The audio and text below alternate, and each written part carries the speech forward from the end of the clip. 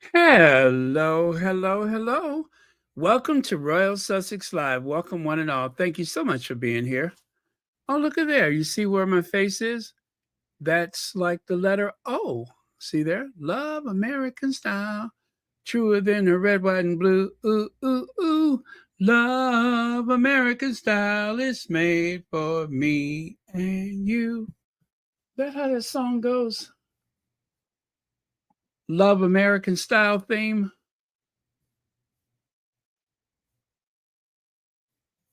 God, am I showing my age? I remember that show, right? And of course, some days I ask myself, what was that show about?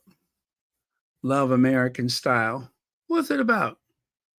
It was like a bunch of short little like scenes or something like that, right? I think. Anyway, I don't know. But anyway, I used to watch it. Even though I didn't get it, most of the humor went over my head, but I watched it anyway. Uh oh, is that it? No. Yes. Yes, no. Let me see what I can do with that. Oh, crop it.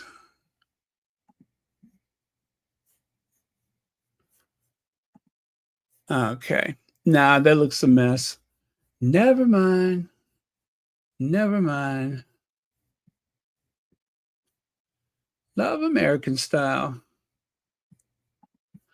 Oh, that looks so much better. Let me see if I can save this one. Uh, welcome, Legs. Antoinette Kennedy. Happy Independence Day or thereabouts. Happy Independence Day or thereabouts. Okay. Oh, that didn't work, huh? That's okay. I'm on it. I'm all over it like a cheap suit. Threadbare, faded cheap suit. Thank you. If you just joined us, please remember to hit that like button. That is the best way to keep the lights on around here. All right, let me try that one more time.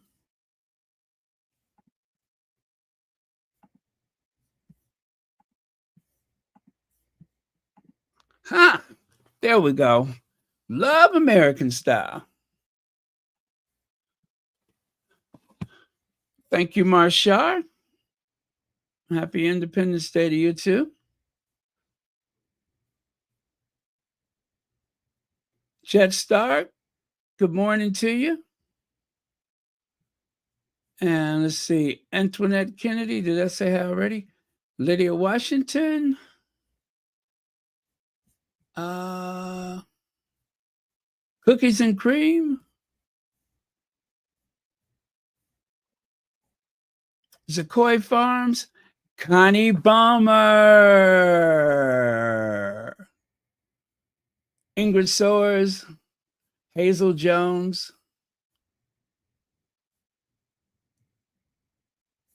Okay.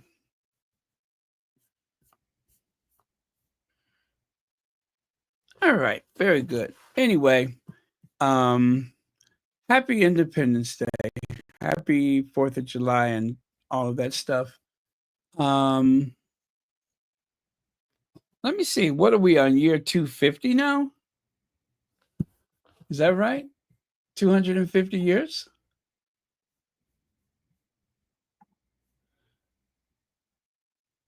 United States 250th birthday? Oh, that's 2026. United States will be 250 and oh yeah, that's right. 1776, 2026. So we're at 249 now. 249, 249 years. Okay.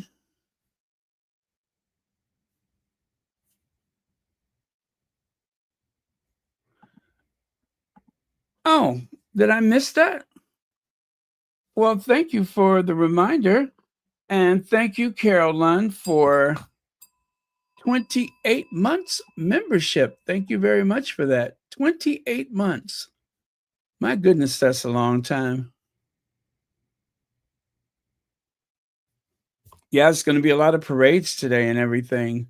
And of course, the most favorite part of the Independence Day barbecue. Barbecue.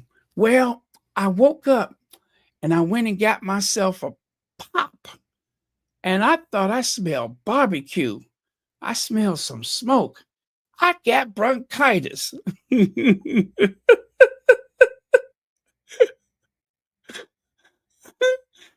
And I said, Lord Jesus is a fire. I got bronchitis.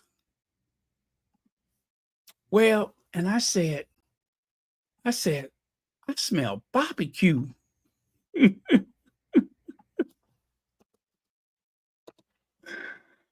And I said, Lord Jesus is a fire. And I said, Ain't nobody got time for that. ain't nobody got time for that. Ain't nobody got time for that. Oh my goodness. Did you guys ever hear the song that they made? Ain't nobody got time for that. There was actually a song. I wish I could play it for you, but I'd be in big trouble. So anyway, let's keep it moving. I don't think we'll be here more than an hour. Um, I tell you, I think of what never was, but what could have been and should have been a home for the people's princess right here in the United States.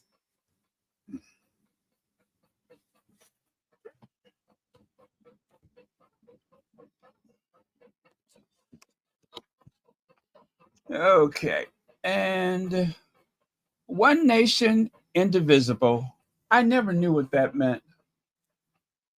One nation indivisible meaning. Okay. One nation indivisible means the United States is a unified country. Oh, wow. That sounds odd to say right now. That cannot be broken apart or separated. Mm, mm. Sounds weird saying that. The phrase emphasizes the idea of national unity and integrity, suggesting that despite diverse states and populations, the United States stands as a single, inseparable entity.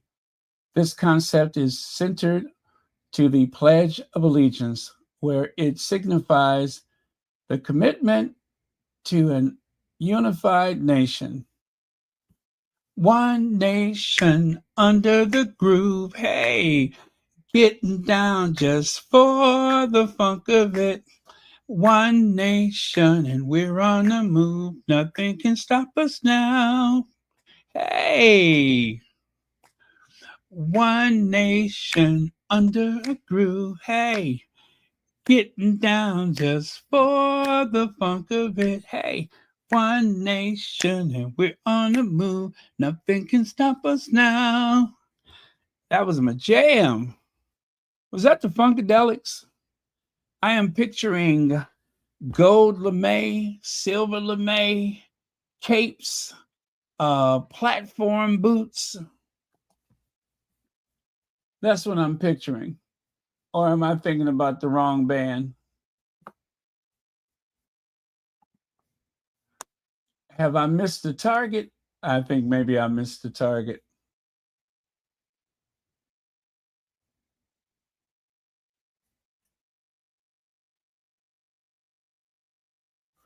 Yeah, I think I missed the target.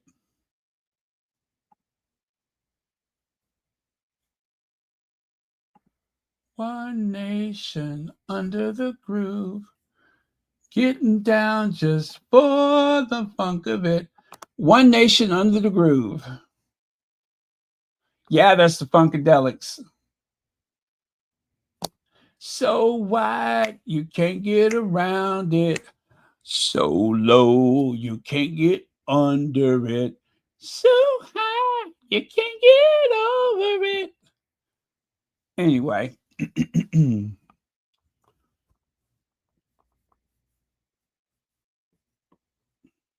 so yeah, one nation, indivisible. That means despite everything that's different about us, well, that's what it used to mean. That's what it used to mean. Ah, the Duchess of Sussex. In that storybook life that she leads out there in Montecito, California, the soft life. And you know what? It's what she deserves. Notice the M on her hat. You see that? There is an M on her hat. Anyway, I found that beautiful background image, and I thought it would be perfect to marry that with the image of our Duchess out in her garden. Maybe she's holding up a nectarine, showing it to one of the kids in the upstairs window. Who knows? But isn't that pretty? I found that image, and I'll tell you a little secret, but only if you can keep a secret. It's actually one window, but I altered it to make it look like it was meant to be two windows. And I changed it here and there, so it doesn't look identical, but it's kind of bookmarked one side to the other. But I just kind of made an adjustment, so now it looks like a much wider, broader image.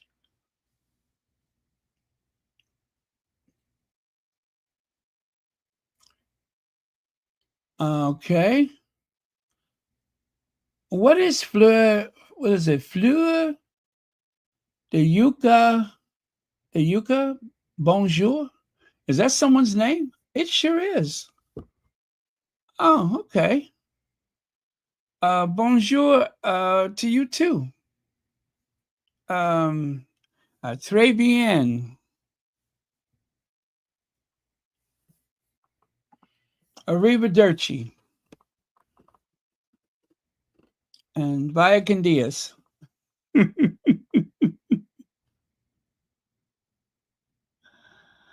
Oh, man.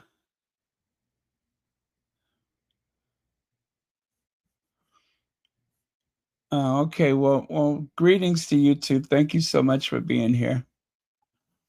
Anyway, check it out. We have arrived. Yes, we have. I mean, it's only one of those magazines that's devoted to the consumption of quality wines. It is called Wine Spectator.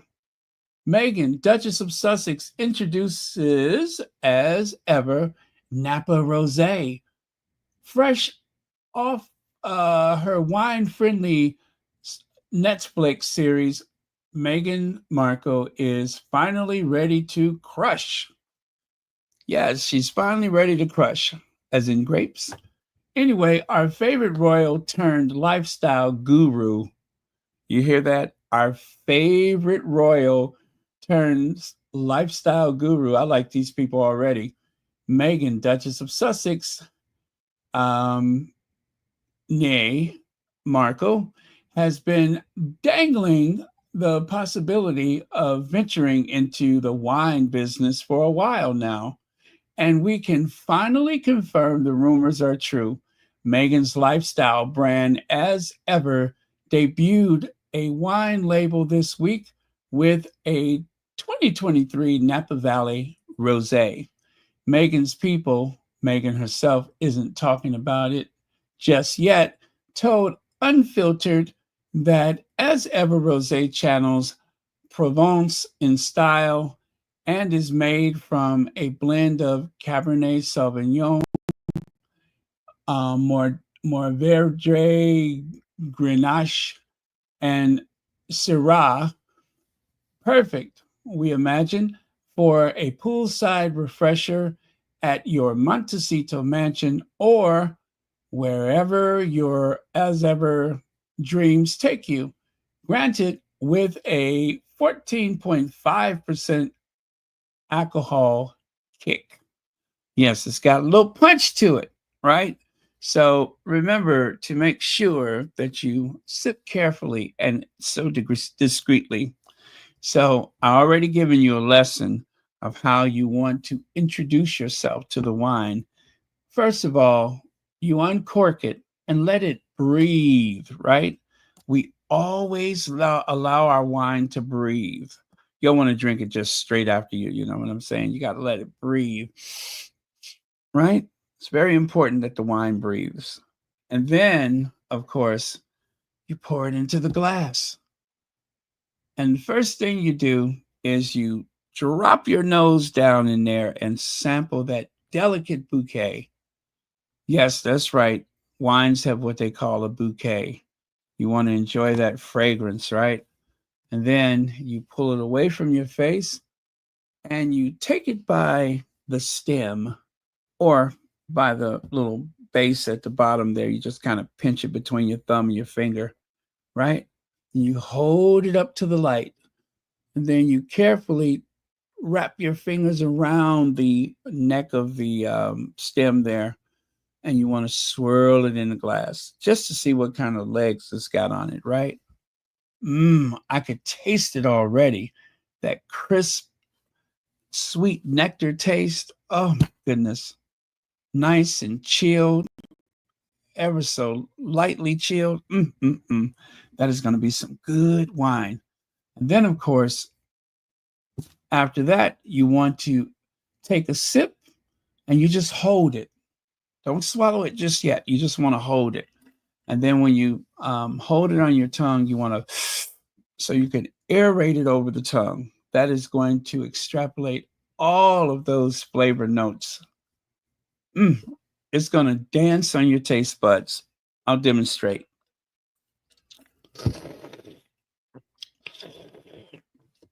You see that? You can really taste it. You want to aerate it on your tongue.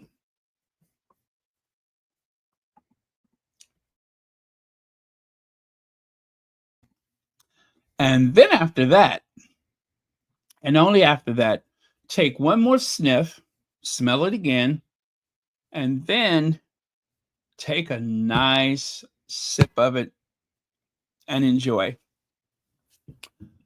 Oh, it's going to be so good. I can't wait.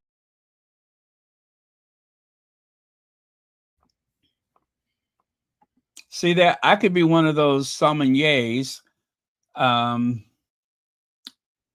even though I don't pronounce it right. I could be one of those sommeliers. Sommelier. Sommelier. Oui? Oui? Sommelier? Oui? Okay. The Napa collaboration. The wine is reportedly a collaboration with Fairwinds Estate, a what is that? A Calistoga winery with numerous collaborations ranging from the University of Houston to Barry Manilow to the Yellowstone TV show.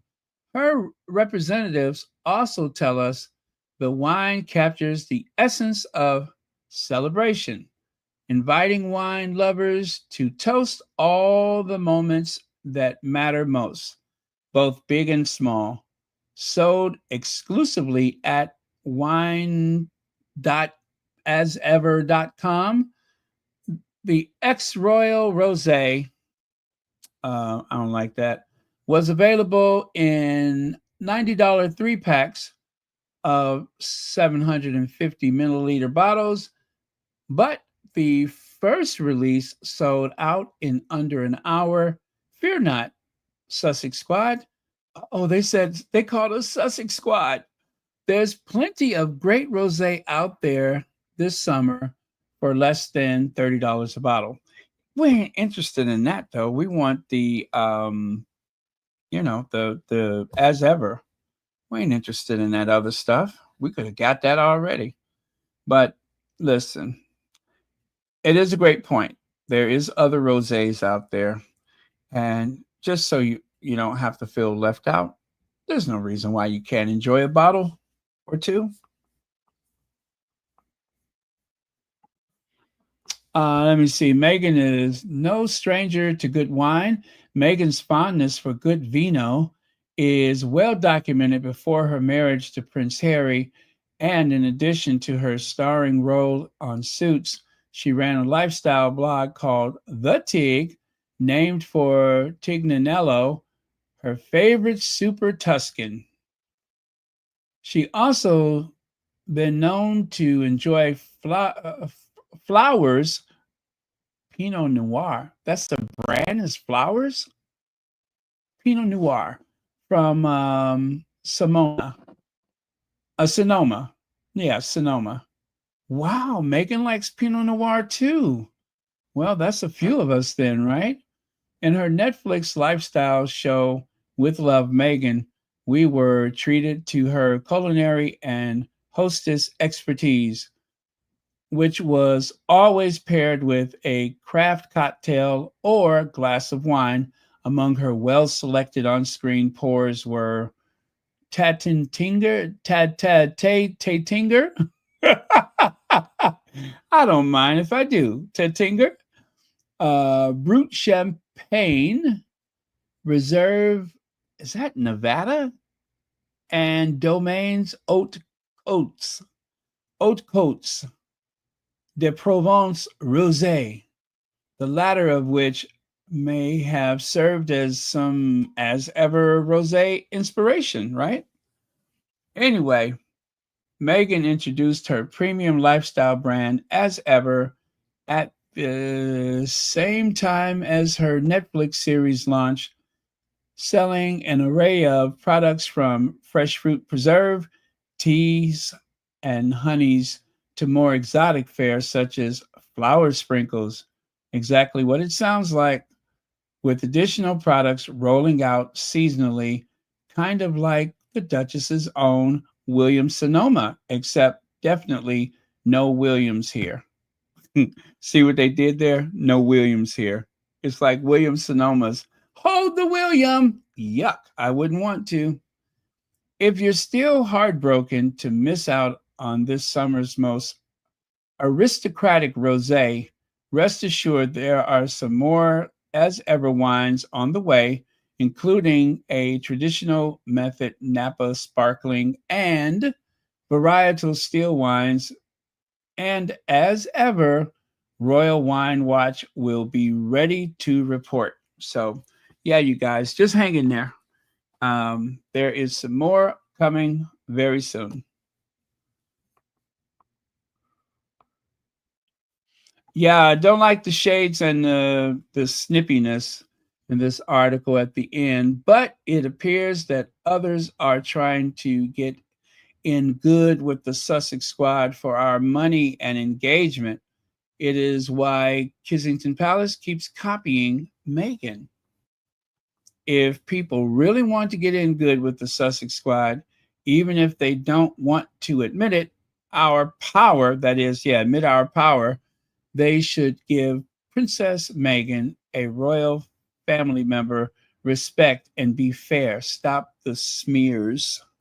Yeah, too snarky, too much cheek. I don't care for all that cheek.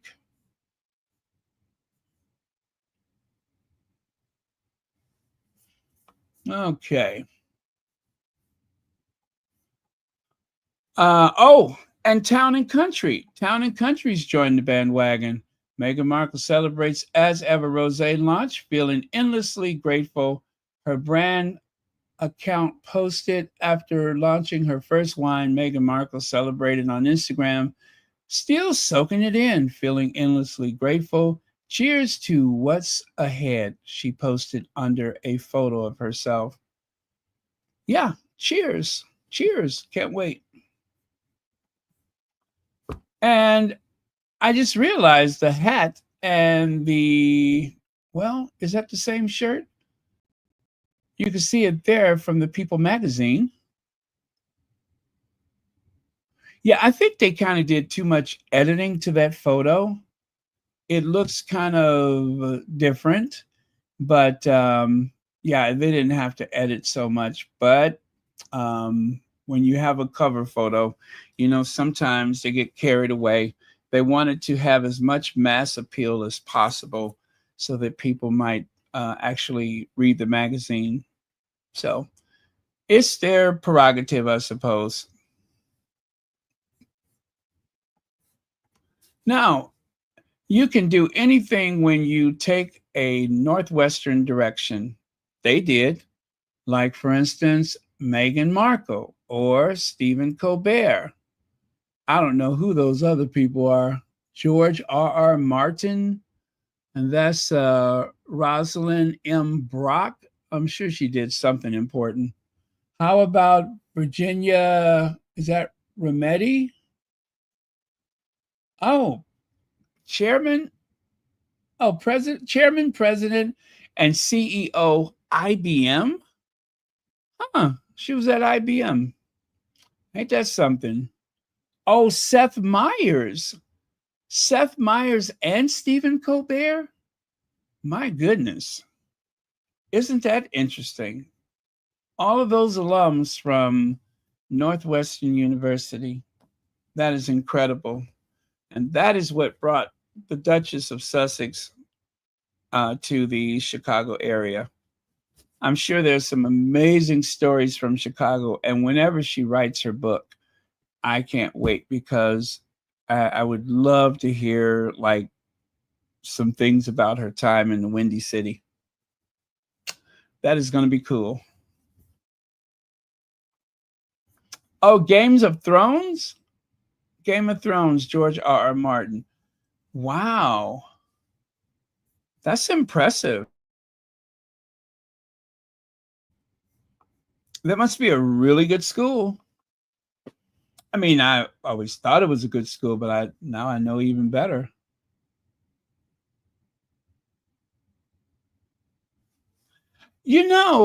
That is what's so interesting. And I was going to ask you guys about that because I saw people have been sharing this, and I was just like, is this new or has she already been up there? But people have been sharing it today. So I'm just like, maybe she wasn't included. And check it out. Meghan smiles with fellow Wildcats while visiting her alma mater. And that's back in February of 2014. Look at how grainy the image is. That is a 10-year ago. Oh, no, 11-year ago, right? Almost 11. Yeah, 11 years ago.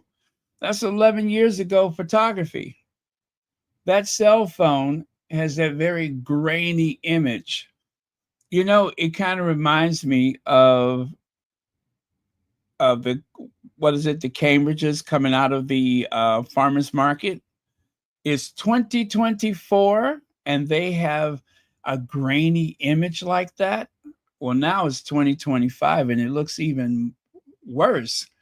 But yeah, you can tell that the type of phone that they used didn't have like the great, you know, uh, nighttime photo capacity or whatever. So, but still, it's a great photo. And look at how our Duchess just blends right into the crowd, just like any other student. Oh, the NAACP, thank you so much for that.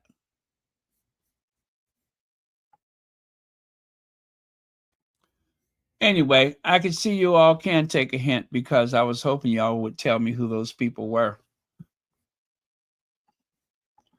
And over here on the left, hey, Meghan Markle, you are literally the sweetest and most beautiful person. That is what someone tweeted back in 2014. And there's what's his name from the show. Remember, this was a college tour. Suits cast went on a college tour. They went across the country to various colleges, universities, so that they could really talk to their demographic because there were a lot of, especially people in law schools, any law school, and of course, you were watching Suits.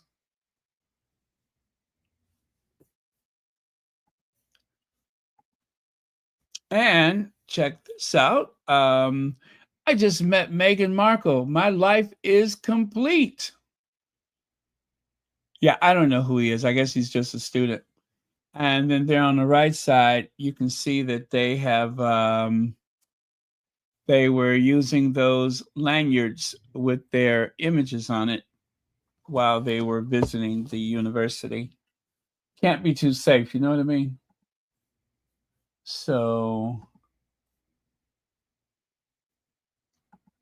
okay. I just pinned a Sussex friendly channel at the top of the chat, and I don't need to tell you what to do. Always like, share, and subscribe. Always like, share, and subscribe. That's how we grow this community. Okay. And there's Meghan holding the crowd in the palm of her hand while she talks about her experience on the show and going to Northwestern and so on. I wonder if that's on video. I'd like to see that. Let's see. Leg says Chicago was the hub for people wanting to get into communication journalism network. The neutral accent journalist voice were attractive is why Oprah came. Yeah, there you go. Yeah, they say something about that Midwestern value, the Midwestern voice. All of those things seem to go across very well in the mainstream media. Thank you very much, Lex, for that information. And thank you so much for being here and for being a member and a moderator. And of course, Northwestern alumni paint Windsor purple to cheer royal couple. Alumna Meghan Markle waved to fellow alumni along parade route. So there was a certain area of the royal wedding procession route that was the color purple. And that's because a bunch of people from Northwestern decided they would have to be in Windsor on the wedding day so they could cheer on one of their own back in 2018. So that is how that photo came together. And of course, there was that very interesting coincidence or connection with the People's Princess actually visiting the Northwestern campus in Chicago back in, oh gosh, what year was that? Was it 1995 or 96? 95? Anyway, and so she made it a point to wear her Northwestern sweatshirt. And if that's not enough, take a look here. That is the president of the university at the time. And he, I guess, was part of the decision making to invite the People's Princess. And of course, she accepted. And they had this amazing, tour for her in the Chicagoland area, which included I believe it was the downtown campus of Northwestern. I don't know if she went up to Evanston, which is the main campus, but they have the Northwestern University Medical Center in downtown Chicago, and then they have a location for, I believe, the law school. So yeah, part of the campus is north of the city in a town called Evanston. It's like right at the border. And then there's the downtown campus. And it is, they have quite a bit of real estate in the Chicago area. So the president asked her, what color are you going to wear tomorrow? And she did not respond. She just gave him a very sly grin, and he was hopeful that she would recognize the school's colors. And there she was in that beautiful Versace gown. And one of the most famous people in Chicago at the time, you can recognize him with that white hair, of course, Phil Donahue. Phil Donahue, who later married Marlo Thomas, or were they married at the time? I think they were already married. That's Marlo Thomas. You can see in the center of that group of photos. She starred in a television show called That Girl. And anyway, Phil Donahue was as liberal as they come. He was like a liberal lion. He had a great talk show in Chicago for years, and he was the king of talk shows until Oprah Winfrey came to town and knocked him off his throne, and he just never recovered, although he had a great deal of respect for her and she for him. Um, and you know what? It's another interesting story about Phil Donahue. Has nothing to do with Princess Diana. Vivian Myers. Vivian Myers, one of the greatest photographers in the history of the United States, worked for a time as a nanny for Phil Donahue with his first marriage. He had some children, and she was the nanny. And she is a very strange story. But I tell you, there's a documentary about Vivian Myers. I would recommend it. I am going to recommend it. It is a great documentary.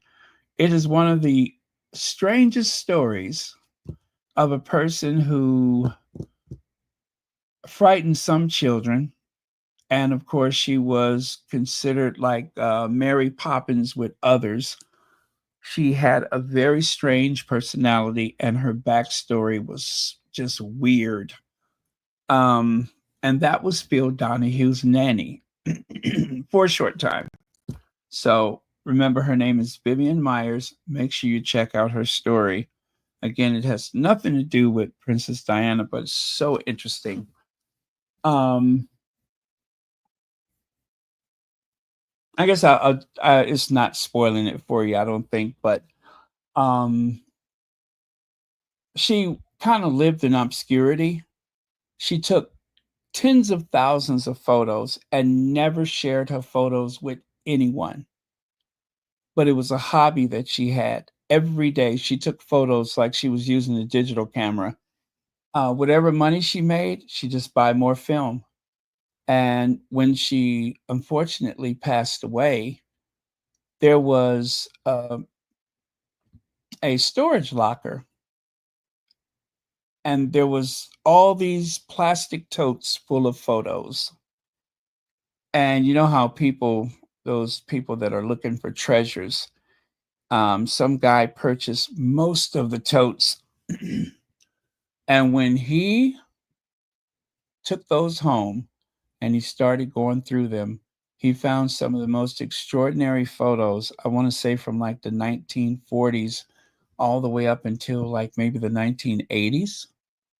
Vivian would just go about and take photos here, there, and everywhere. So they began to digitize the photos, and they even had a gallery exhibit of her work. I'm telling you, this is really heavy stuff. So do check it out. Right now, we need an escape from everything that's going on in the news, and that is a fantastic escape. Vivian Myers. I am going to put her name here for you, so you can find a documentary for her. Again, this is one of the best escapes that you could ever have from everything that's going on right now. We need as many distractions as we can find so that we don't have to think about how weird things are in the world. I recommend it. Let me see here. I'm going to pin that to the top of the chat. So again, take advantage of it. I'm sorry I couldn't, I'm not going to take the time to find a link right now. Maybe I'll do that later.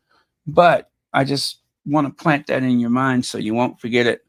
But yeah, there's a great documentary. I think it's called Finding Vivian Myers. Who is Vivian Myers? You're going to be blown away, I promise you. Okay. What else do we have? Yes, I saw the lady rolling on the floor when she purchased one of Princess Diana's outfits. I have mixed feelings about those auctions, only because it almost, I don't know, if it was anybody else besides Princess Diana, I just think it feels strange to me.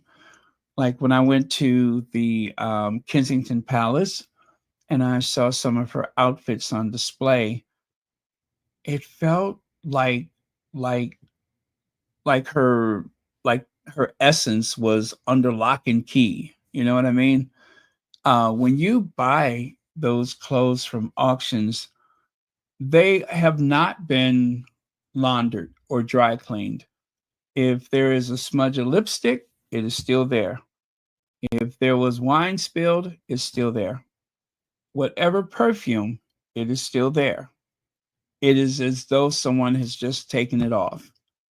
And this is what I remember hearing about the clothing that Diana auctioned years ago herself to raise money for a charity. Is that the clothing was, they didn't do anything special to prepare to sell it. It was just sold. So there you go. Oh, thank you so much, Lydia. I will post that at the top of the chat. Finding Vivian Myers. I'm going to have to watch it again myself. Maybe I'll watch it and then we'll have a discussion about it. Maybe, I don't know, this weekend or next week. Yeah. I'll give you guys a heads up. Try to watch it, and maybe by Monday we'll have a discussion about it. Very, very interesting. And I'll try to have a few slides prepared.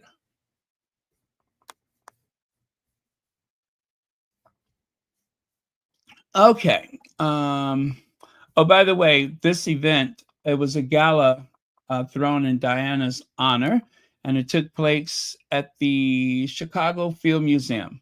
The Field Museum of Natural History. Now they just like for you to call them the Field Museum. They have everything from mummies and other stolen relics from ancient civilizations all over the world, especially Native American art and relics and tools and such. Yep. If it wasn't nailed down, they took it. That museum even have the famous lions that were featured in the movie Ghost in the Darkness. The actual lions that inspired the movie is on display. A pair of lions, taxidermy style, of course.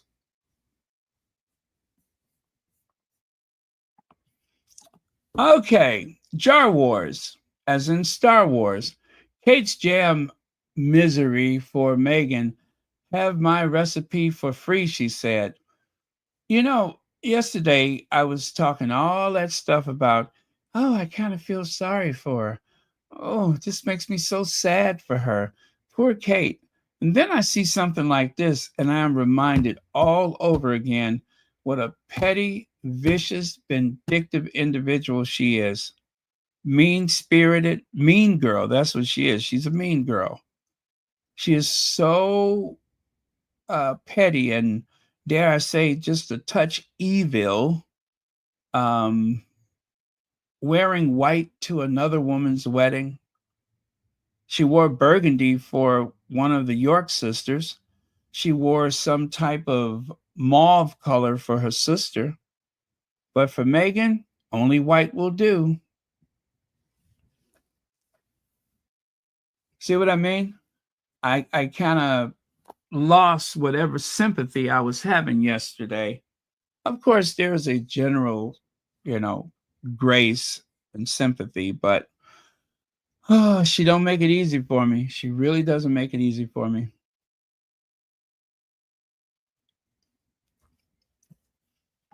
Well, I don't know how that was agreed upon, because you would imagine that the clothing or whatever personal items, you would imagine that it belonged to the two of them.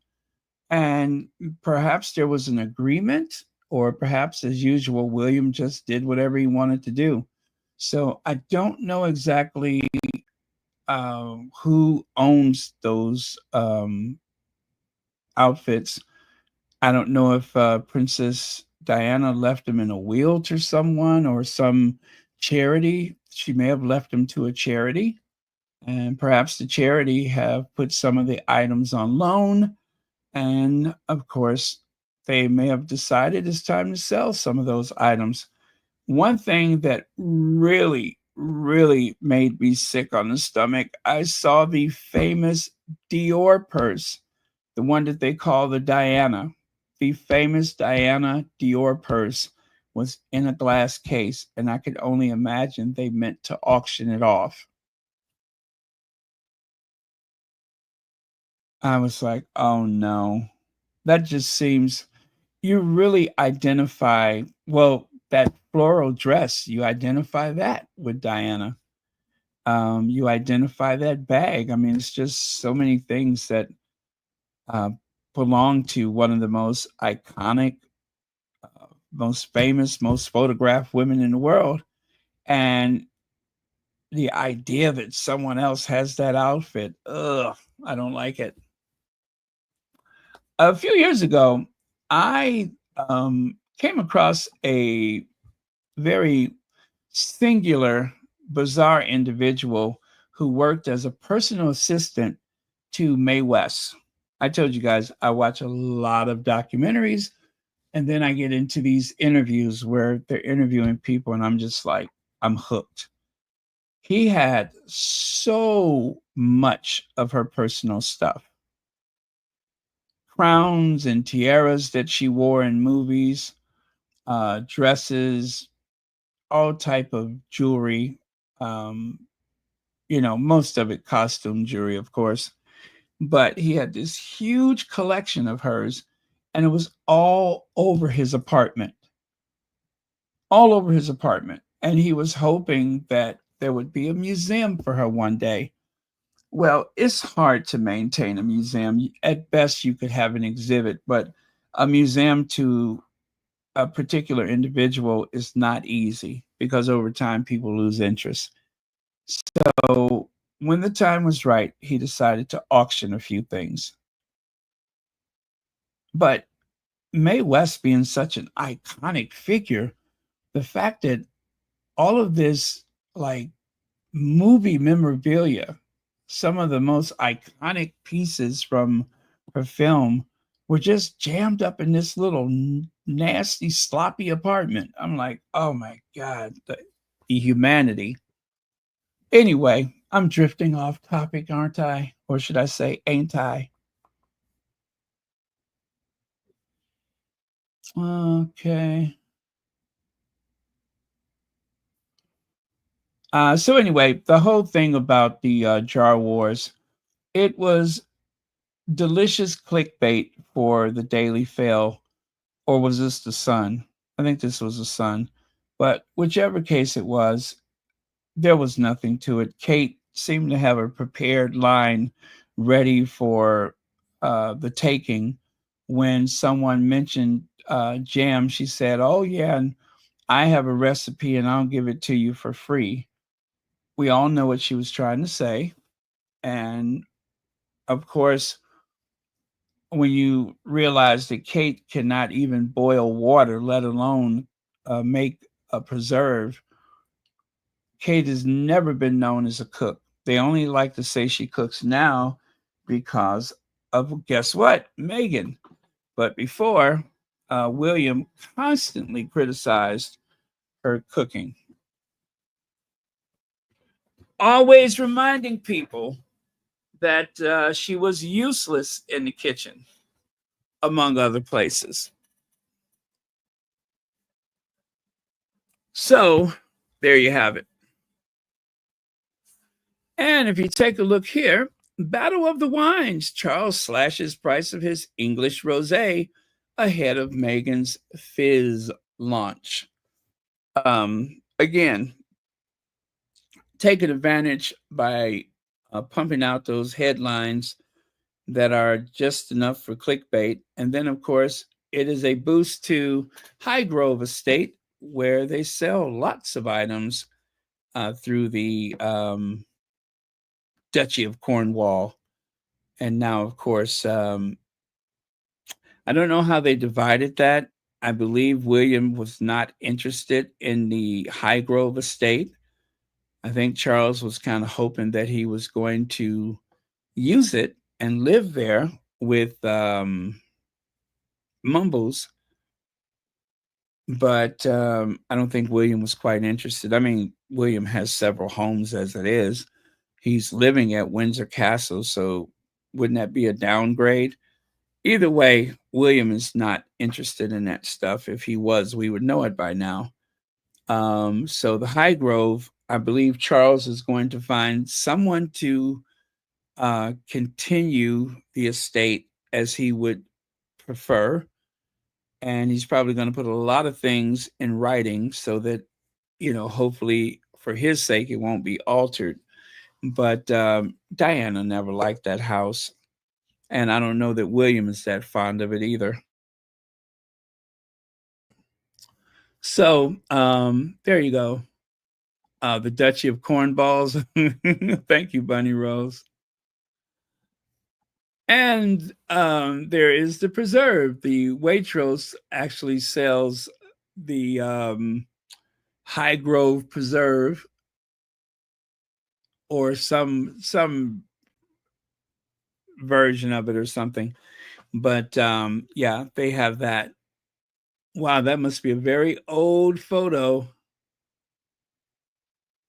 That must be a very old photo. But as you can see there, they are given the impression that Charles does quality taste testing for all of these items.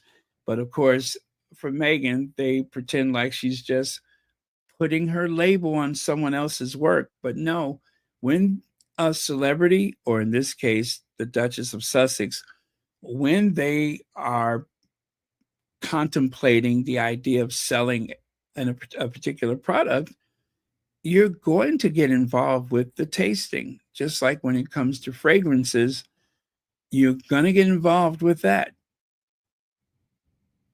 You have to, because it's your reputation on the line. And of course, you're going to share it with your friends and family and make sure that they're on board with it, that they enjoy the quality of it. That is something that is pretty standard in the industry. So um, they can find 1,001 ways to complain about Meghan's role in her own products, but we know what the truth is. Meghan is not someone who takes her name lightly, so I'm sure that everything has been sampled, tested, with the Duchess of Sussex herself. And like when you do a fragrance, you're literally going through all of those samples, trying to find a blend that is what you want to share. Like, for instance, Coco Chanel and Chanel number 5. Coco Chanel was very involved with the development of that fragrance, very much involved.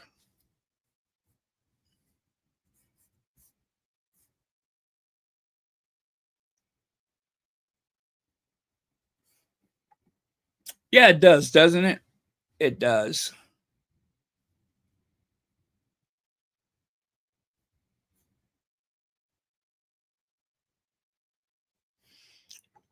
Yeah, so true, Starries. We know what the truth is.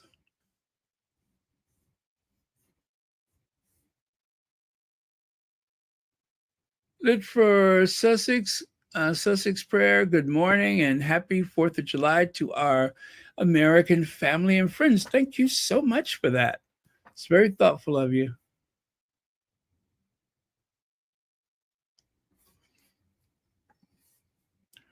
Okay, now, one of your favorite people. We're going to have a comment from him coming up, and it's about the um, copycat. The copycat. This is a very sensitive topic for some people, myself included.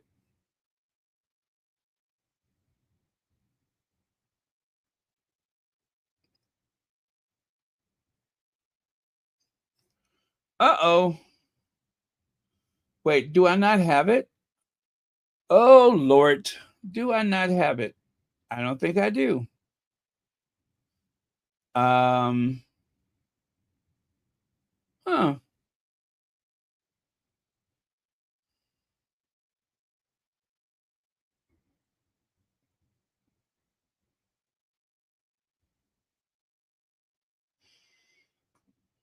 Uh, ooh. Oh, okay. I know what to do. I know what to do. Oh, I know where it is. I think so. Hold on a second.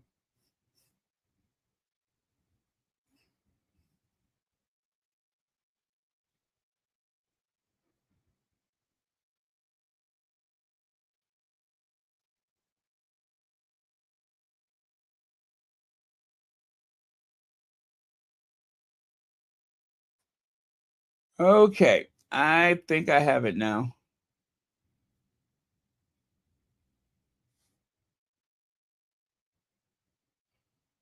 No, I don't have it yet. Do I? No. Okay.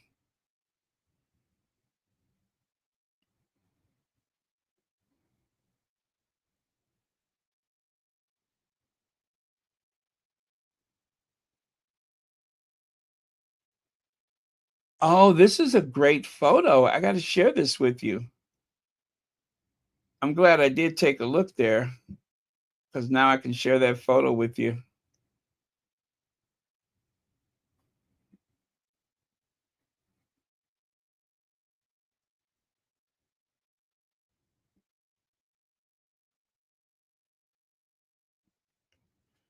Okay, Notorious. All right, I got to find Notorious. Hold on a second, you guys. Bitch, I said no ice. Y'all got me fucked. Okay, that was not supposed to be there. That was not supposed to be there. That's TikTok for you. What happened? No, not you either. Let me turn this down. I don't like the way TikTok just opens up to whatever like that. And it was not where I left off. It just opens up where it wants to.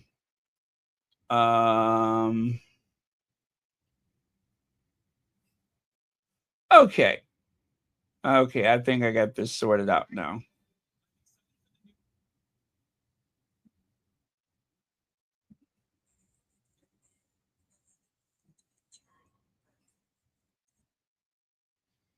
Oh my goodness, I just realized tomorrow they're going to be all about the fireworks. I'm not ready for it.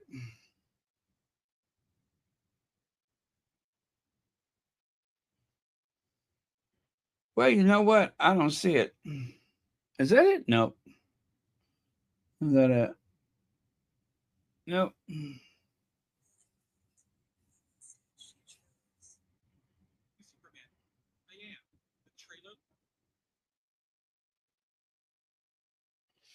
No, that's not it. Thank you all for being so patient. You know what? I don't see a lick of what I'm looking for. So I guess I'll just continue. They fucking did it. The House passed the big. Yep, they sure did.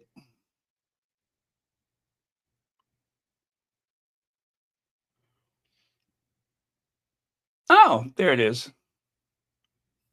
We need to talk about how Kate Middleton's closet started looking like Meghan's, and not by accident. Because once Meghan broke the mold, it's like Kate suddenly got a Pinterest board and called it "What Would Meghan Wear?" Let's rewind. Meghan enters the royal scene in 2017, and everything shifts. She's not just wearing clothes, she's curating moments. Sharp blazers, wide leg trousers, sleek dresses, effortless coats. The girl brought Calvin Klein minimalism to a palace full of curtain valances. And at first, Kate kept doing Kate, buttoned up, ultra traditional, a little Stepford. Then Meghan stepped out in a navy-laced DVF mini. Not long after, Kate wore the exact same silhouette, same designer, just a longer hemline. Meghan shows up in a scarlet off-the-shoulder midi. Boom. Kate appears in red, asymmetrical gown with nearly identical styling. Meghan's out here in barber jackets, skinny jeans, and boots during her New Zealand tour. Full countryside glam without losing edge. Next thing you know, Kate's serving the same I'm down to earth to realness. Green jacket, brown boot, everything but a latte in hand. But it's not just the casual looks. Meghan made the monogram power suit her signature. White blazer, wide leg pants, clean lines. Then all of a sudden, Kate's wearing tailored two-pieces, ditching her floral frocks and frilly collars for something distinctly Meghan-esque. And the bags? Meghan made Strathberry a thing in 2017. Carried it like a badge of I support emerging designers. Flash forward to 2024. Kate Middleton strolls into the Order of the Garter ceremony with the same damn brand, same style, same Meghan flavor. And sure, you could say it's coincidence, but how many coincidences does it take before it's a trend? Before it's a pattern? Before it's inspiration that dare not speak its name? Because here's the thing. Meghan walked into the palace and broke every fashion rule they never thought to question. She wore black. She wore pants. She wore confidence. And people noticed. People copied. So no, Kate didn't invent that effortless, tailored, less is more aesthetic. She adopted it after Meghan. After the world already called it iconic. And whether it's flattery or PR strategy, one thing is clear. Meghan has the blueprint. Kate, she's the remix. We need to talk about how Kate Middleton's closet. Okay, there you go. As the notorious JTB, yeah, JTB, as the notorious JTB just said, it is copying one outfit after the other. They're criticizing Meghan for it when she wears it, especially within that 18 months that she was married into the family. And of course, given enough time, the same outfits that they were so critical of, all of a sudden, this is what Kate wears exclusively. Even the tan coat, the famous Meghan tan coat, she has several of those tan coats. There's Kate with the tan coat, the turtleneck, the wide leg pants. It looks very odd when she does that. And it's not that she's not the kind of person who can wear a variety of clothing, because let's face it, she's tall, she's slender, she should be able to get away with it. But there's a certain awkwardness because it's just not her style. It's not what she identifies with. It looks fraudulent. It looks fake. It looks phony. She doesn't look comfortable in her own skin because it's not who she is. Kate rather fancied the Mary Popping looking outfits that she used to wear. The mid-century nightmare floral dresses she wore, she rather fancied those things. And of course, we all know she likes to wear something well above the knees so that when she sit down, it goes up. That seems to be what suits her. Not what Meghan wears, but she has to do it. Kate likes a very narrow trouser, very narrow, very tapered. But occasionally she'll go with the wide leg because, well, she has to, because they tell her she has to, because they want her to identify with Meghan. It is a strategy that comes straight out of KP, where they have tried desperately to make the eye, the untrained eye, feel a surge of popularity in Kate's direction, which really belongs to Meghan. That idea of style and class and culture, um, Kate doesn't have a whole lot of it. She's very provincial. She's not um, she's not one of them. She's not an aristocrat, and she never will be one. She just does not fit. That's why she mostly keeps her mouth closed, because when she talks, you can hear the forced aristocratic tone coming out of her mouth. And all of the elocution lessons she had it still does not benefit her because it's not who she is. She's trying to be someone she doesn't feel comfortable being. But the weight of, let's say, Meghan's character, or quite a few other people, the weight of their character is so strong that they don't have to be someone else. Their strongest position is just being themselves. But at this point, Kate doesn't even know what herself is anymore. She's used to sly grins and flirting with men and such, not carrying out a conversation in front of intelligent people. That's not her strong suit.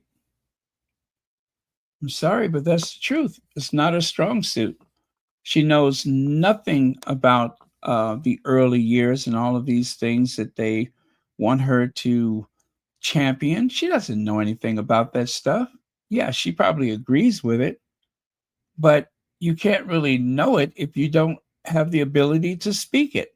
And she does not speak it. She never will. She doesn't have the confidence.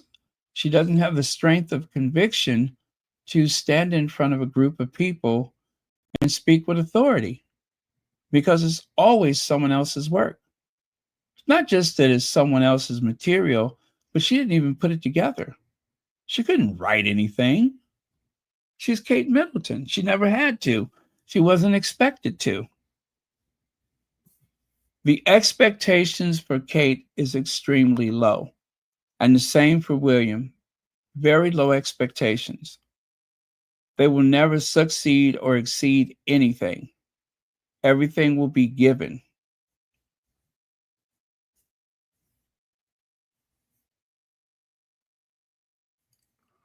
Sue says, first you accuse her of wanting your fashion contacts, that is, and then you copy her whole style. It must be an illness. It's got to be. It really has to be.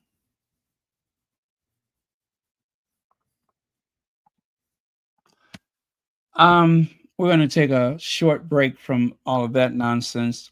Do you guys recognize those people? I'll give you a hint.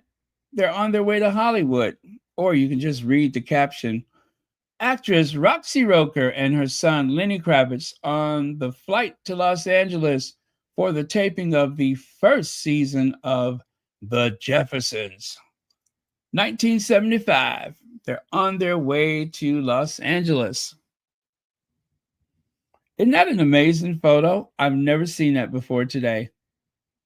Never seen that before today. Gosh, she was beautiful, wasn't she? I always forget how beautiful she was.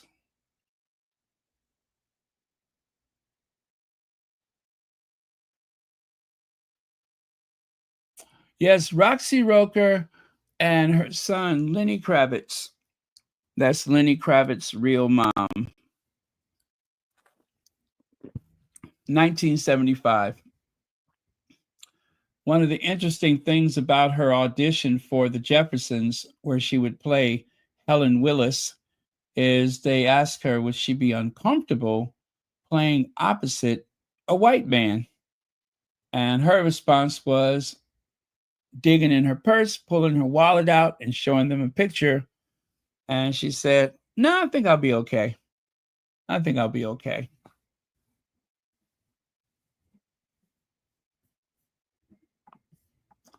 So I came across all of these covers. These are the two most recent Hello Canada, and then, of course, Hello UK. William's brave face. Is he being brave? William looks pissed, but I don't know how brave he looks. And then it cares Kate, her own terms. Actually, it's not her own terms. It was Meghan's own terms, but yet another opportunity to take something from Meghan and to try to make it her own, to try to make it uniquely Kate. Now, I have experienced this from time to time. I have experienced this with Royal Sussex, where I literally hear people repeating certain things that I've said, other content creators. And listen, that's fine, but it sounds kind of weird when I hear that. I'm just like, oh, now I'm gonna have to stop saying that. But yeah, it's so weird when you hear it spoken, especially when you have no acknowledgement for it. And it's very rare that that happens where someone will give acknowledgement for, someone else's words, which is why so often with these captions, even if I don't want to share their names, I have to make sure I tell you that that is someone else's words, not mine. Um, because it's weird for the other person, and I know what that feels like. So I could imagine for Meghan, um, on the odd chance that she comes across a particular story or article, and there's big phony Kate wearing something, attempting to channel um, that that um, Duchess of Sussex, magic, and that's uncomfortable.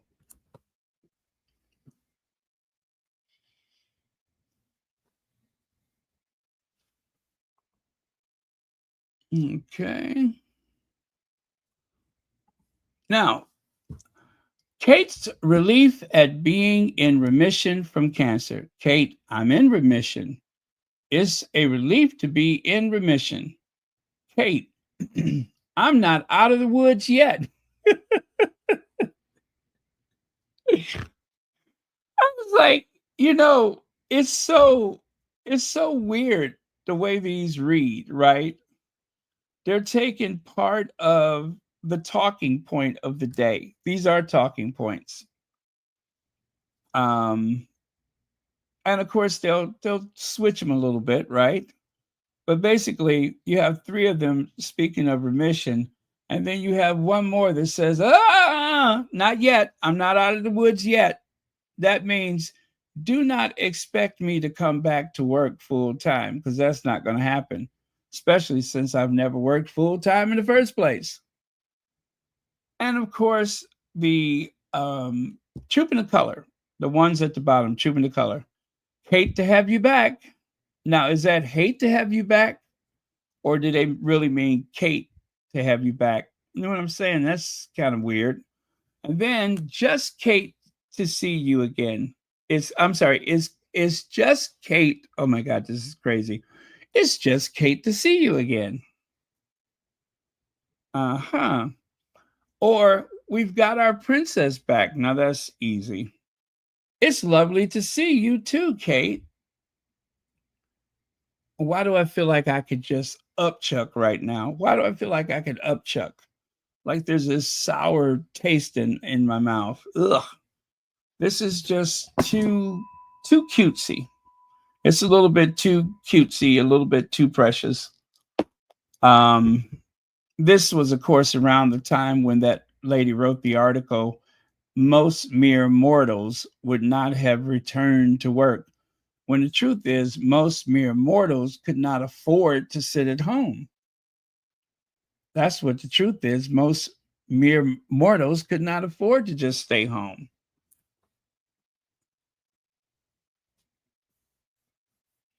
Yeah, I'm still under. I still got a workman's comp claim. Yeah, I still got a workman's comp claim. So don't expect me to come back just yet. And then, of course, preparing for her destiny. Kate's new dawn. Kate's spiritual rebirth. Kate's hidden strength. Kate.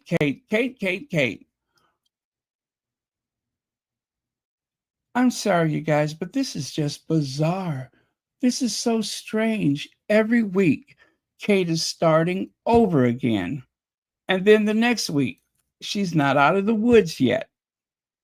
And then after that, it may be something like Trooping the Color or Wimbledon, where they can go on and on about what she wore and the reaction of the crowd and And then as soon as she's away for like a week, they'll start with the, well, you can only take it one day at a time. You have your good days and your bad days.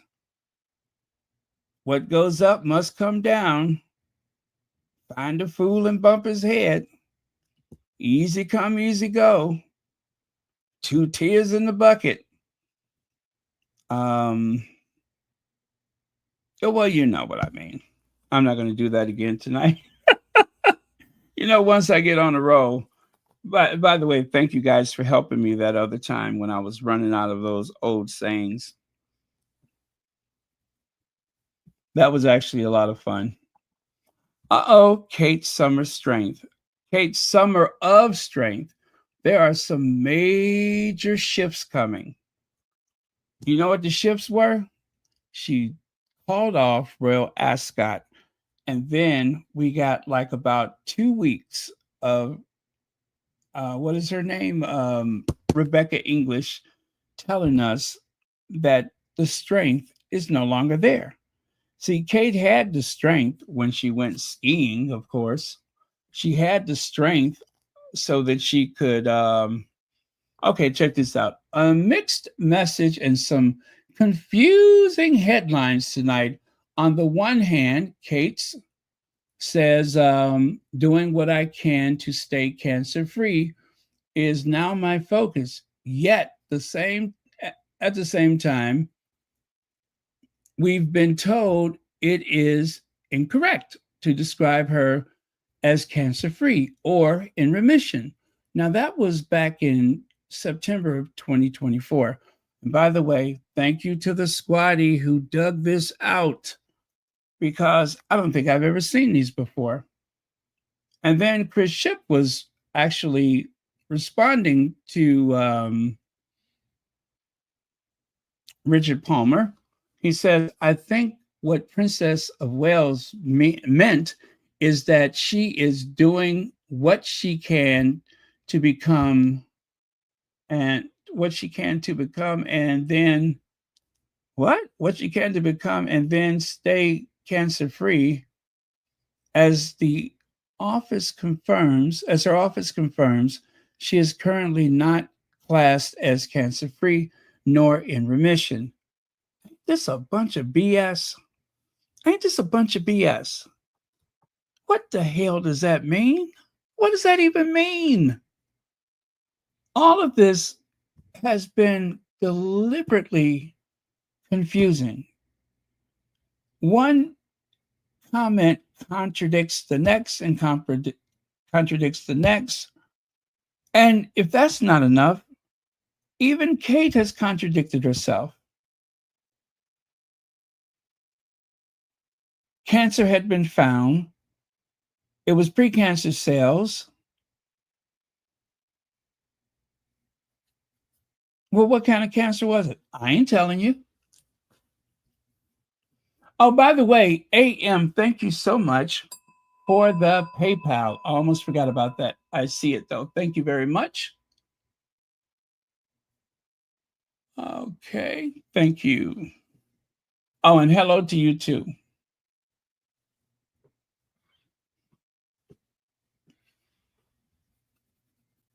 So it's all over the place. It is, it isn't. We're in remission, we're not in remission. We're cancer free. Wait, there's no such thing as being cancer free. Now, this is from Kaiser of Celibacy. This was back in September of 2024.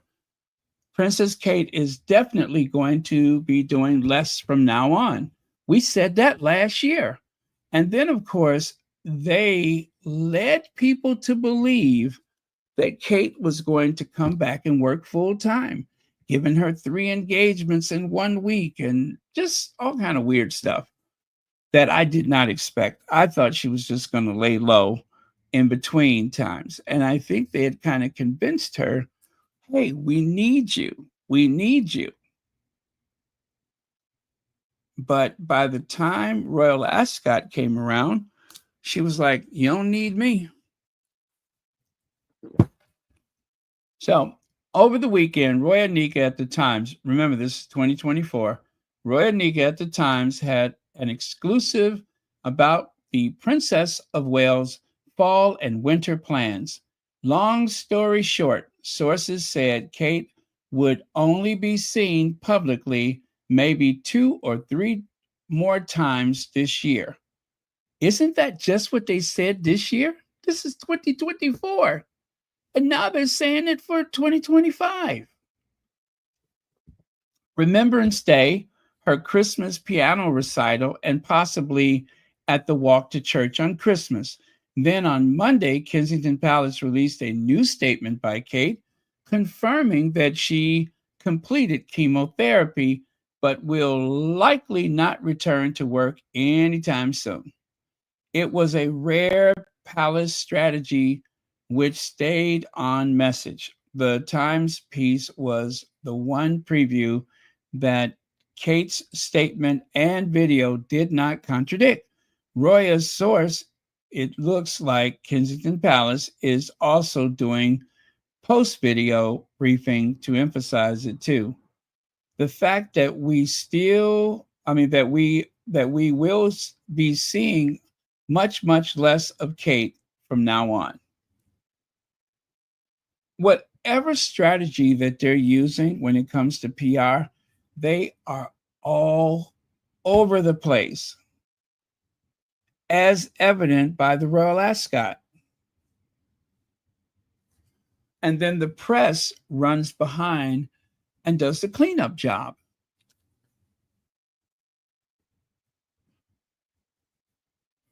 Yes, so many half truths, misdirection, obfuscations, and outright lies in this saga. Isn't that the truth? We went from welcome back, Kate, to we're only going to see you 3 more times this year. And then, of course, she was back to work again, doing more than what I ever expected her to. And they gave this impression that she would have to be back full time. And why did they do that? As ever, and with love, Meghan. As ever, with love, Meghan. That is what drove her back into the public eye. And just as before, you can count on the idea that she is not in it for the long haul. Whether there was any surgery or not, whether there's any cancer or not, she did not intend to work any more than she ever wanted to, which is very little. The only reason why she's been visible on those occasions earlier in the year was because of As Ever and With Love, Meghan. That is the only reason. I am convinced of that. I am convinced of that. And the whole thing with the romping around the wheat fields and grain and hopping on bales of hay and such, all these slow motion videos, they were all custom designed as a reaction to Meghan's work.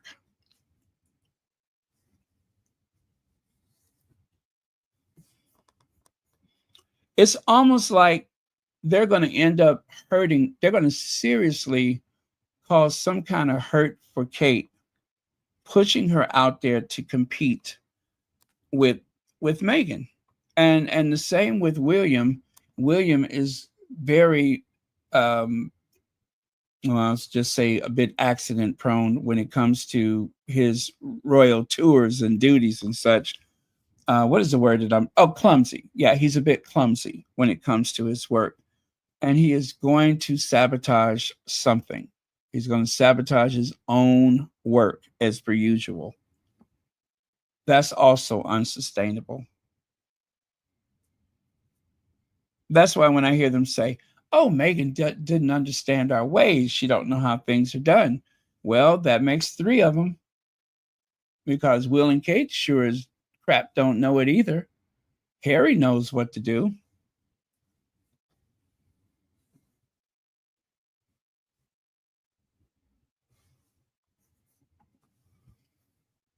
It is also odd that they are totally covering something up So many weird twists and turns. The story changes every few weeks, and the tabloids can't keep up with their own lies. True, true. I'm just fascinated by it. I really am. It totally fascinates me. I'm always wondering, mostly, how did they expect to get away with it? Because I'm not sure they have.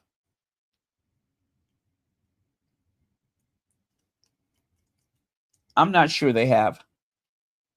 I think maybe they're convinced that they have if they just tweak it enough. Perlina answer, good morning to you too. Okay.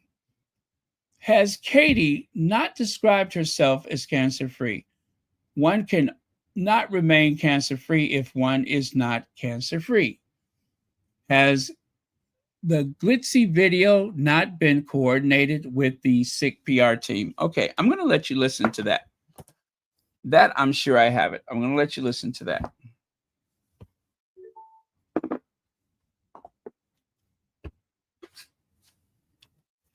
It's very short. Welcome to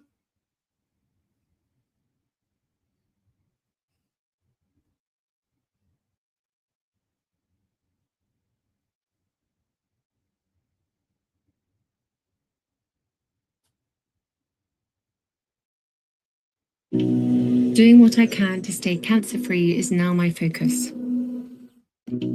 Doing what I can to stay cancer-free is now my focus. Doing what I can to stay cancer-free is now my focus. Doing what I can to stay cancer-free is now my focus. So, when you're in remission, does that mean you're cancer free? Now, to be considered cancer free, doesn't that take like 5 years?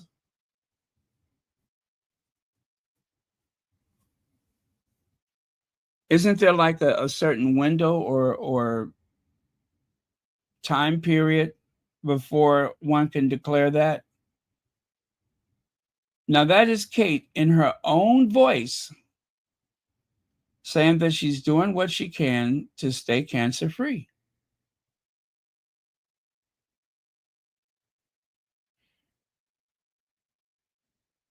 And again, Not My King posted that earlier. And then, if you really want to go back to the beginning, January 17th, Palace confirms Kate Middleton is not undergoing cancer treatment after surgery. She is not going under cancer treatment after surgery. That's what they said. Their words, not mine.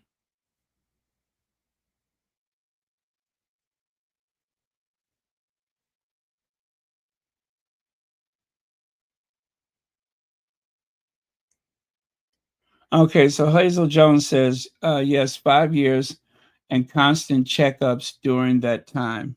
Okay. I thought I heard something like that before. And listen, to be fair to Kate, maybe it's a possibility that she just doesn't have the right language to describe these things. Um, Maybe they're trusting the staff at Kensington Palace to coordinate certain things, and they are being, you know, I guess, done a disservice by their own employees, their aides, their courtiers.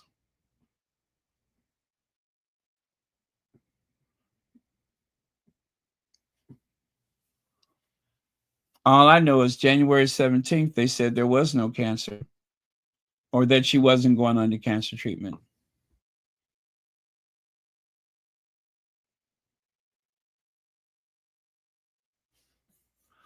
Yeah, I just recently looked at the CNN doctor again, and that was very strange, that exchange with the doctor.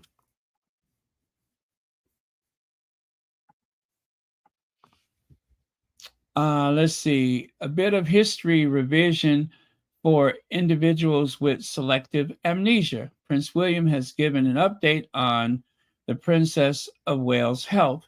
Kate revealed in September she has completed chemotherapy after the discovery of precancerous cells in March.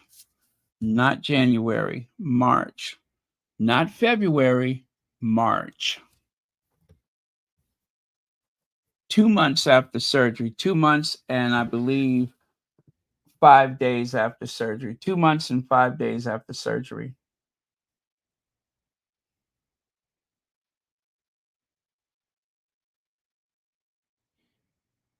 Okay, there is sound for that. Prince William has given an update on the Princess of Wales's health. Kate. Sorry, it's buffering. Prince William has given an update on the Princess of Wales's health. Kate revealed in September she had completed chemotherapy after the discovery of precancerous cells in March. The Prince was speaking ahead of tonight's Earthshot Prize Award in Cape Town. Prince William has given an update on the Princess of Wales's health. Kate revealed in September she had completed chemotherapy after the discovery of precancerous cells in March. The Prince was speaking ahead of tonight's Earthshot Prize Award in Cape Town. So they didn't find it until March, she says. It was found in March. And if there is any inconsistencies with the wording used by the newspapers or by the podcast, television, whatever, the palace, they're very quick to correct things that they don't want people to talk about. So if there's any misinformation coming from the press, they have plenty of opportunity to straighten it out. And they usually choose to just leave it, whatever is inconsistent.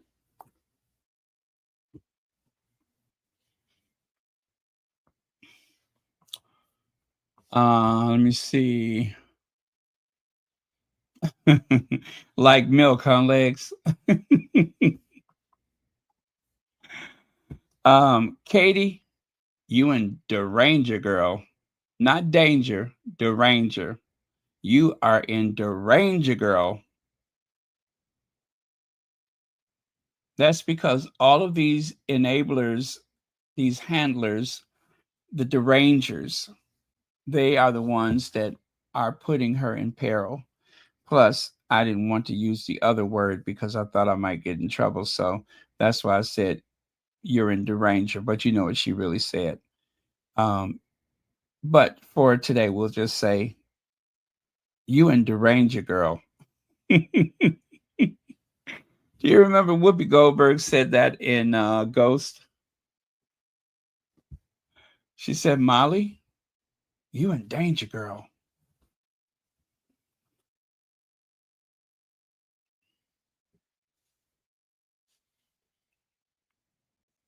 I'm going to go with what a lot of people have said, and that is that 2024 was a ploy for, it was a negotiation tactic for the future of their household.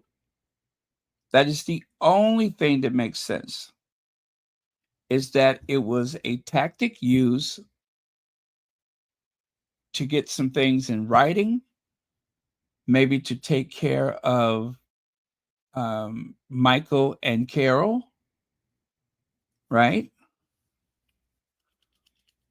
It must have satisfied something, because there was absolutely no reason for the trickery. There was no reason for the body double at the farmer's market. That wasn't necessary.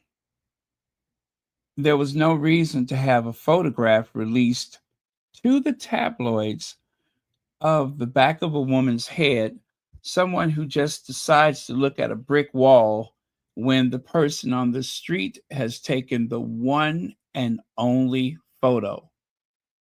Now, if you're holding up your phone, you know you don't got it. So why not just push the button again? They didn't do that. They were satisfied with an image of someone looking at a brick wall.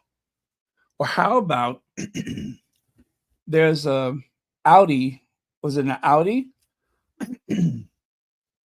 Carol Middleton and some mystery woman are riding down the street toward me.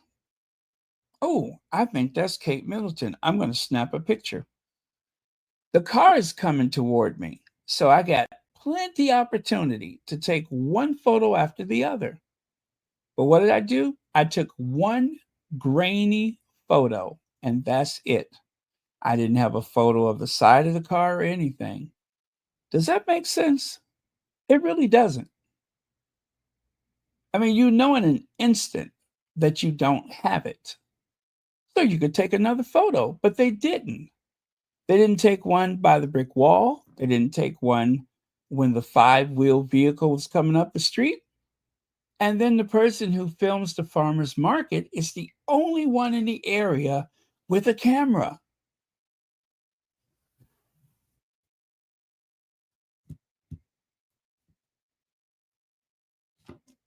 Especially at a time when a person has been missing for months. Of course, if you're the sole person with the opportunity to capture them on film or on digital card or whatever, you're going to take it.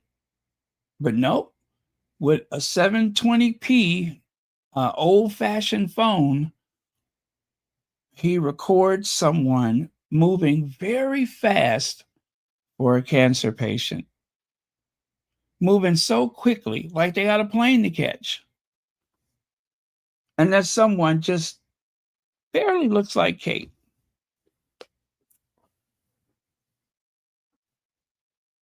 What is that the young people say? Stop playing in my face. And that's exactly what they're doing. They're playing in our faces. But what I don't like about this is that to distract, who do they go after? Who do they go after? They go after Meghan. Now, for the past few days, we have had to deal with this, what the Queen felt about Meghan. They find some person, a wedding planner who happens to be a cousin of the Queen, to tell the world that the Queen was very disappointed with Harry and Meghan. They do know the wedding was in 2018. So this person waits until 2025 to rehash the wedding again. We just had a rehash a month ago. And a month before that. We have a rehash every time we get to a point where people are asking questions about Will and Kate. We have to go over some detail about the train trip, about the wedding day, about Lilibet's name, about how Philip felt, over and over and over again. And this is not just for the clicks and engagement. This is a vigorous defense. It's a wall that they put up to defend Will and Kate. That's what it is. It is done deliberately for the sake of William and Kate.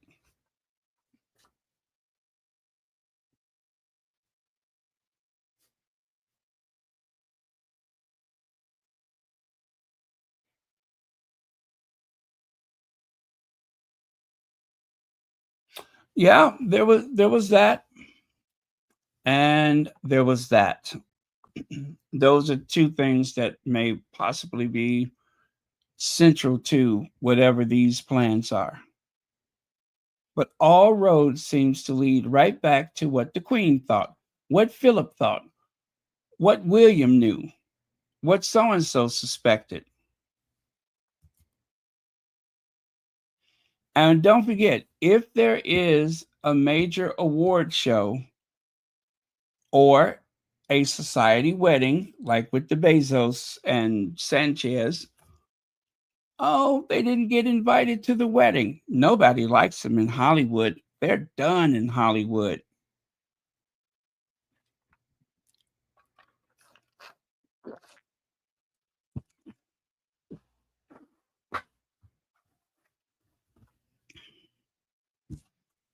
I just don't like the constant character assassination against Meghan for the benefit of Kensington Palace, for the benefit of Charles and Godzilla. But this is mostly Kensington Palace. I'm going to say most of it is Kensington Palace.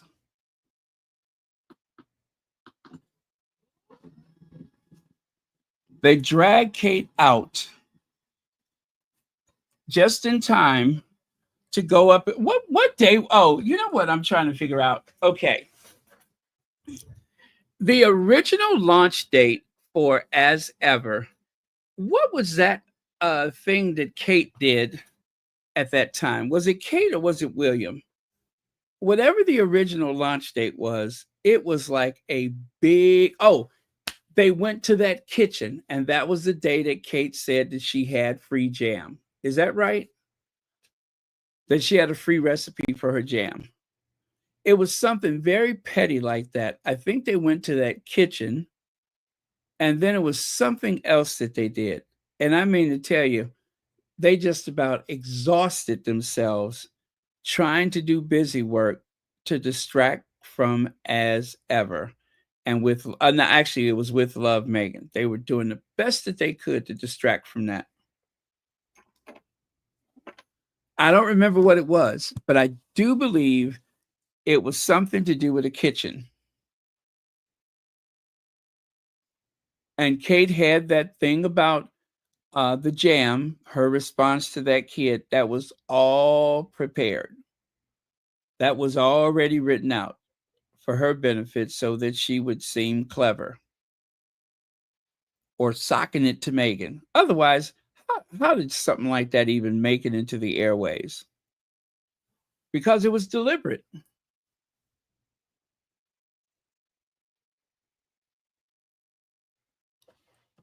Okay. It wasn't As Ever. It was when they thought American Riviera Orchard was named. Okay. Let me see. Kate went to the hospital with love. Meghan was about, yes, the hospital visit. You know what? If you tell me what that date was, I can tell you. I got some images from that day. I have a slide from that day. Let me see. As Ever debut. No. With Love, Meghan debut. Okay, so it was supposed to be, what was it, February something?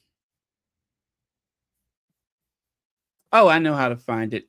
You guys, I can bring the slide up from that day, and I can tell you what was going on. Let me see here.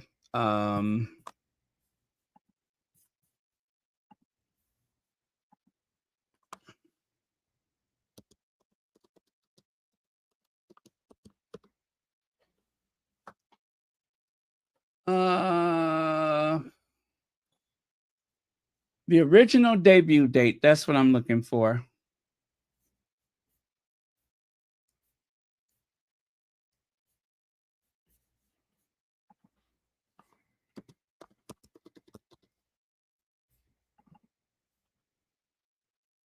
Um, mm, mm, mm.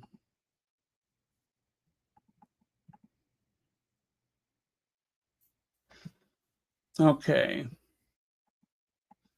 With Love, Meghan.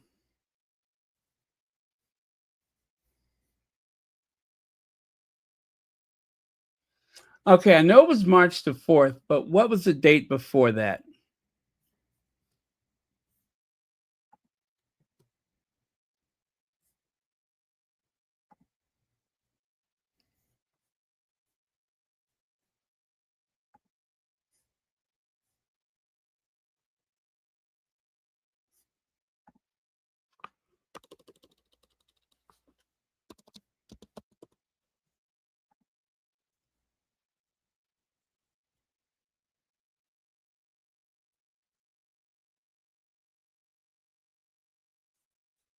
January 15th, tax day. No, that's February. March. Okay, let me try January 15th. Isn't this fun? I love this. Let me try January 15th. I love it. I love it. I can tell you exactly what was going on at that time.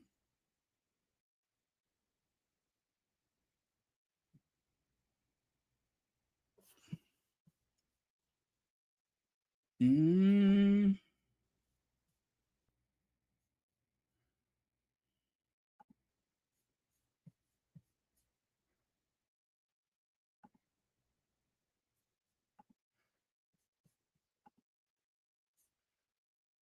Okay, I think this will work.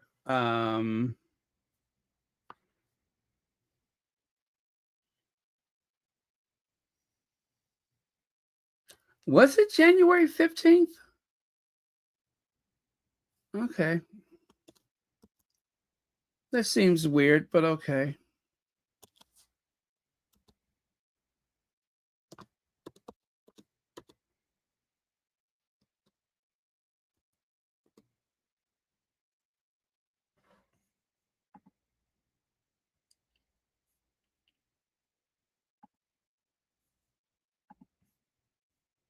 Okay, January 15th. It's coming up right now.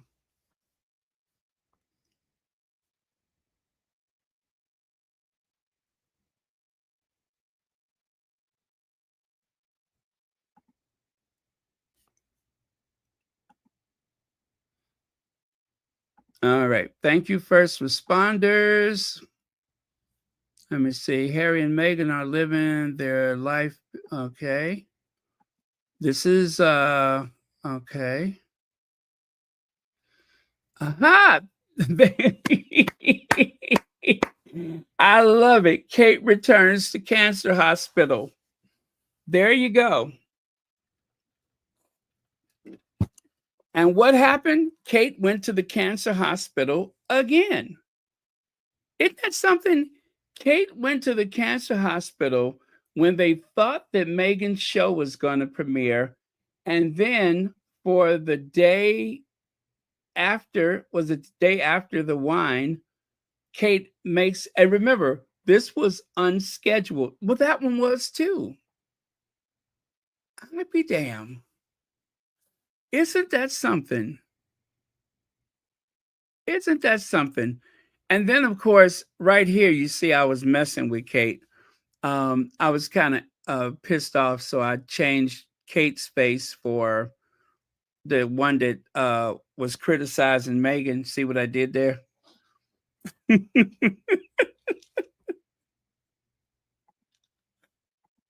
See what I did? I swapped the photos out. Yeah. That's what's her name? Was it Justine Bates? Yeah, that's Justine Bates. Yeah, I was angry at Kate for something. I can't remember what it was, so I did a Photoshop on her. Y'all know how I get sometime. And then I don't know why I put that there. Oh, this was because the squirrels ate the wires in my car. That cost me God knows how much. Oh, you guys, I was so bad.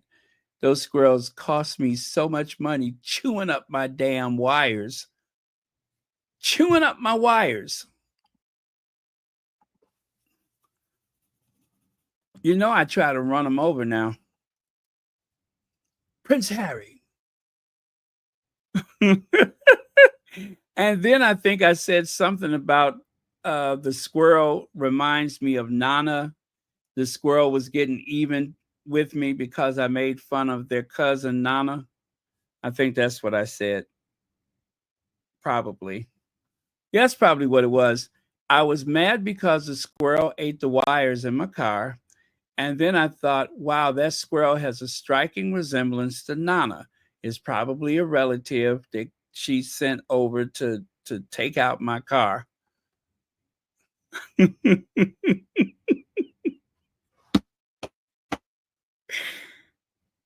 You know what? It's something wrong with me. I know it is. There's something wrong with my head. I could think of some of the damnedest things. Anyway, and then I called the police and had Nana's cousin arrested. I think that's what I said, that I had her cousin arrested, or her cousin had just got out of jail or something like that. I hope ain't nobody eating. Y'all ain't eating, are you? You don't have, are you not prone to nightmares, are you? I hope not. Um,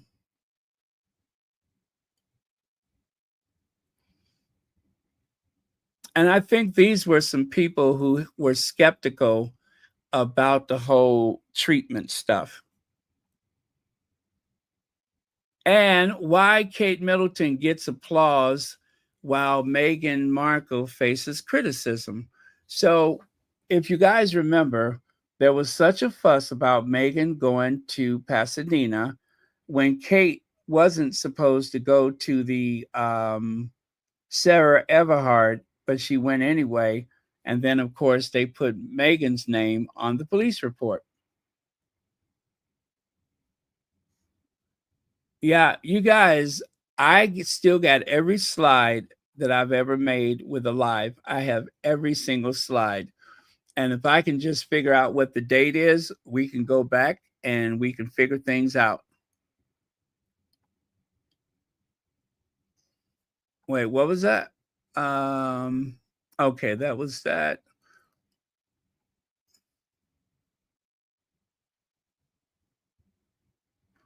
Yep. Kate went to the hospital. Meghan dropped off some clothes. Kate said Kate to stay in hospital 10 to 14 days. I think that was I think I found an old clip from January of 2024. Princess Kate's condition is not cancerous despite emergency abdominal surgery. See there? There's yet another slide where it says she did not have cancer. The Sussex squad always keeps the receipts. We always keep the receipts. There's Rebecca English. Royals don't tend to visit each other in the hospital.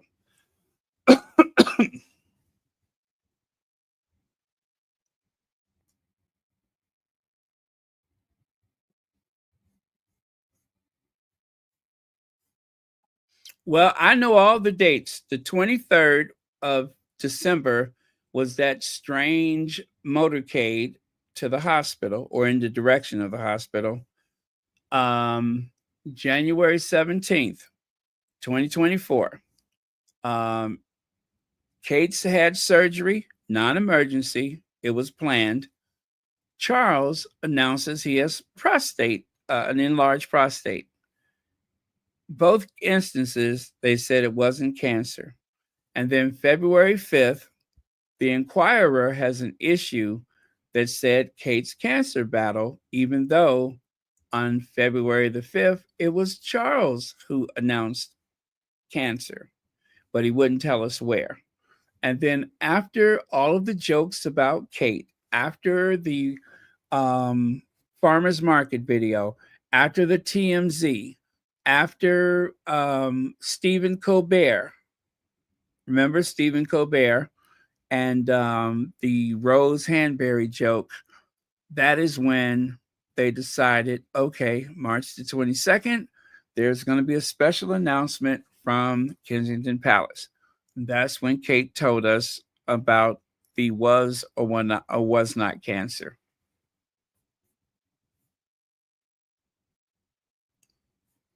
Oh yes, I'm sorry. It was the 28th. It was the 28th, not the 23rd. It was after the. Thank you. It was the 23rd. December 28th is when they had the trip to the hospital, or in the direction of the hospital. To be fair, thank you. And let's see. Cynics are so wrong to call Kate's mini movie contrived. It shows the Wells family as they really live, writes Rebecca English. That's how they really live. They have a whole camera crew of about 8 people that follow them everywhere they go in case they feel like making one of those slow motion dramatic videos. That's how they really live. I live like that too. Legs, you live like that, don't you? What about you, Sussex Teen Warrior? Peace and joy. Nolithando, you got a camera crew following you every place you go? I do. I do. Miss Z, Puzzle Dot, y'all got camera crews following you, don't you?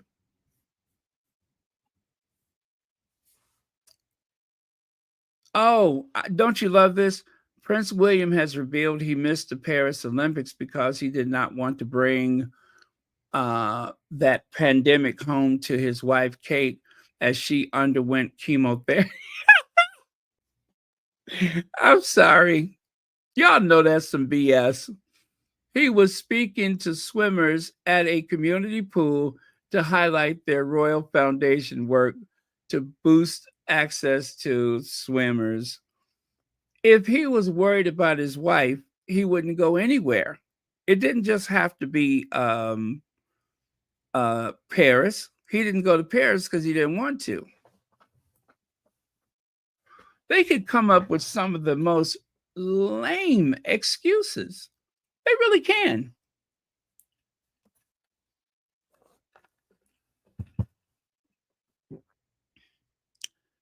I mean, they can come up with excuses. I guess they sound better in your head than when you actually share it. With a public person like William, who's in small rooms and groups and gatherings and such, if William was worried about Paris, put a face mask on. Frequently wash your hands, stuff that you should do anyway, as long as there's someone with going through cancer treatment, stuff you should be doing anyway, taking extra precautions. But it was only Paris because he didn't feel like going.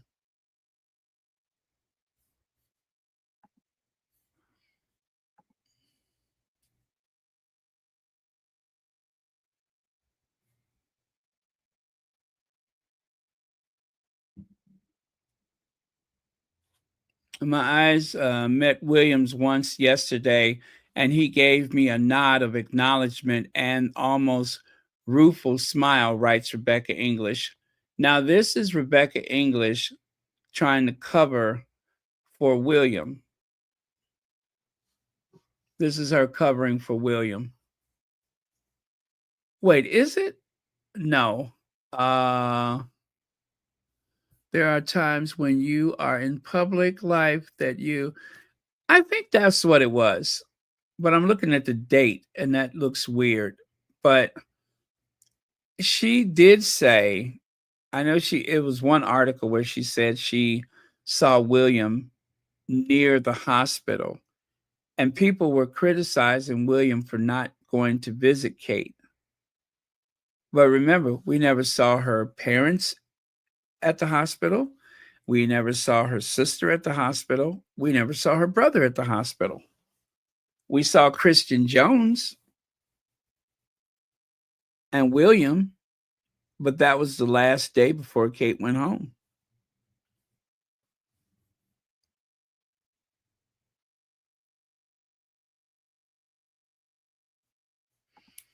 Oh, okay. It was when people were asking why William was not at the hospital and the others aren't visiting. Yes. Okay. That's exactly what it is. I knew it was something about her walking down the street or something, and their eyes met. And she was giving him cover for not going to visit Kate.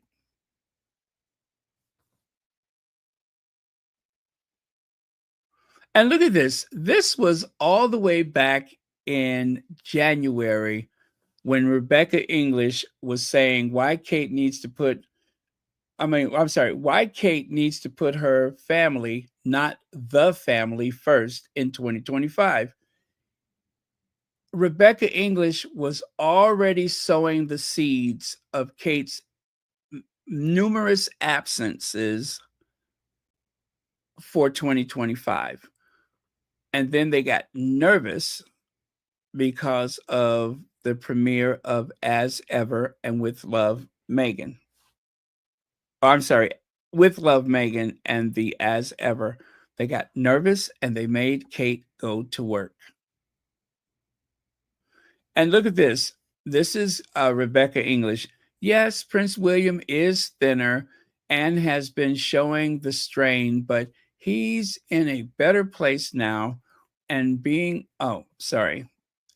with him on this trip has been such a joy. They heard the chatter on social media about William's appearance, and instantly she was dispatched to cover for him.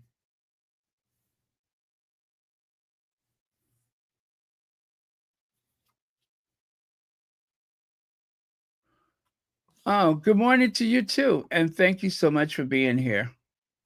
Yeah, you guys, listen, if you can give me the date, I can tell you exactly what was happening. And if it's not exactly that date, we can go a day back or forward. And I'm sure the information is there. I'm sure it's there. Revenge of the Sussex Survivors Club. That was another ploy by Rebecca English to try to, and you know what? Didn't she just do this again? Didn't she just? Oh my God! I just remember she just did this again. This was March of 2021, right? And then there was one from, oh gosh, what was the other one? She just had one recently.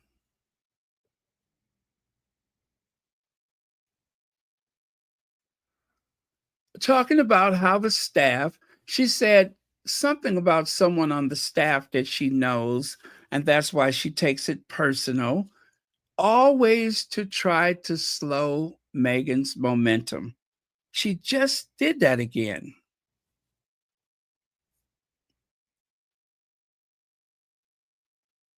Literally, she just did that last week, I think it was.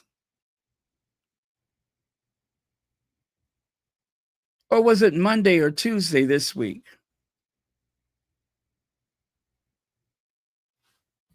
Right? She don't miss a cue. She don't miss a single cue.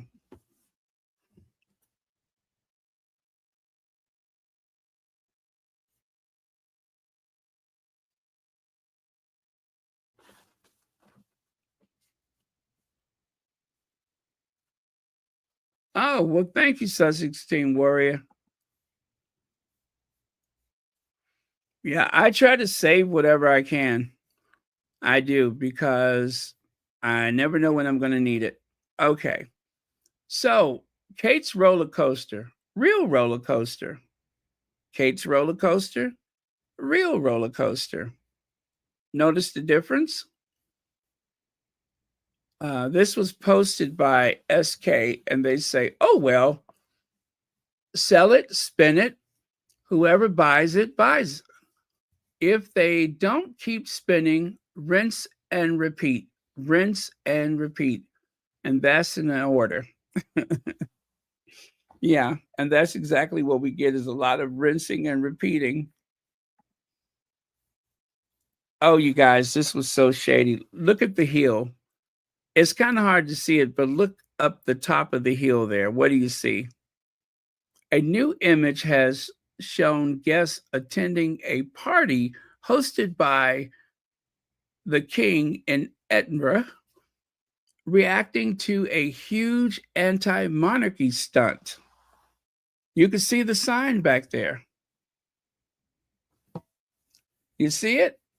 It says, not my king.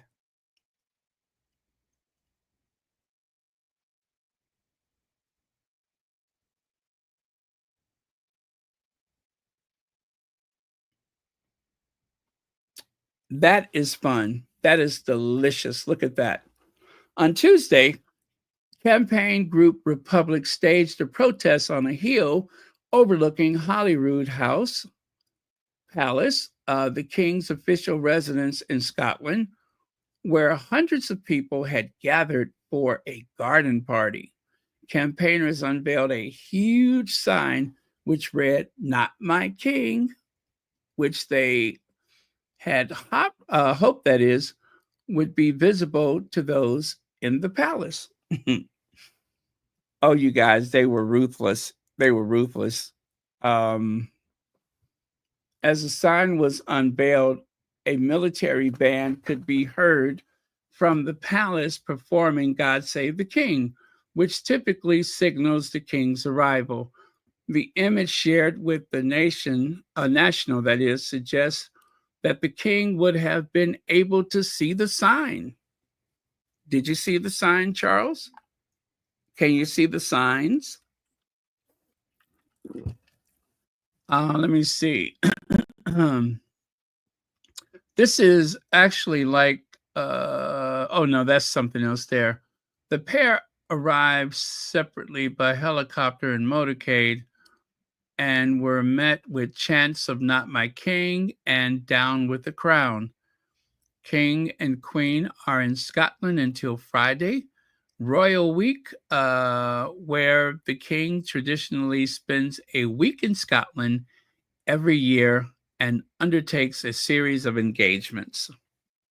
So, yeah, the Queen used to do this all the time as well. This is like the usual dates on the calendar when they would go up to Scotland for Royal Week.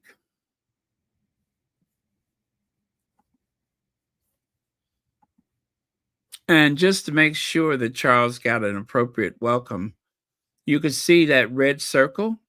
That is the helicopter at a distance. And the helicopter is eventually going to fly very near.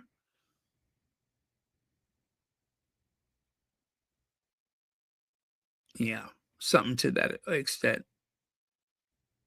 And then on the right, you can see the helicopter up close. And then on your left, they're all looking up at the helicopter. Helicopter is flying over the Parliament in Scotland. And then on the right, that little red semicircle there, that is the helicopter on one side, and you can see the yellow flag on the other. It was hard to get the entire thing into one frame. So I did that so you can see exactly what Charles may have been able to see from the helicopter. That is quite a welcome, though. I mean, you fly in, and next thing you know, there's some people waving a flag at you.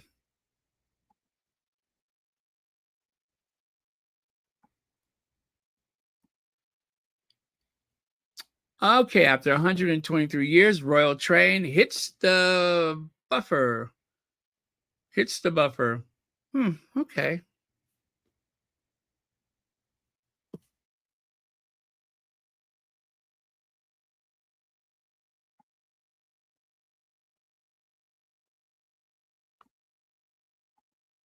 Okay. Yeah, that's the Royal Train. God, that looks dramatic, doesn't it? And this right here, oh, this is an insult to decent people, to working class people. I mean, the pomp and circumstance, the Queen with a fur coat riding in a private rail carriage. You know, the Royal Train is actually 9 carriages, and I don't think that includes the engine. So you have the engine and, several carriages that is devoted to the royal family. You could have the whole family on the train and no one would be in anyone's way. That's extraordinary. There's even a bathtub on board.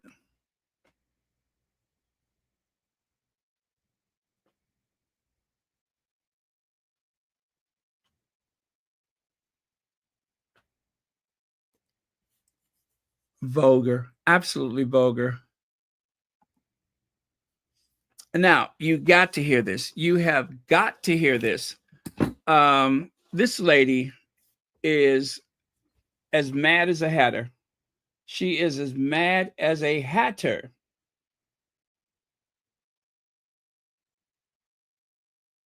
But what about the enormous, I think, favor they do all of us in distracting us, entertaining us, but most particularly take.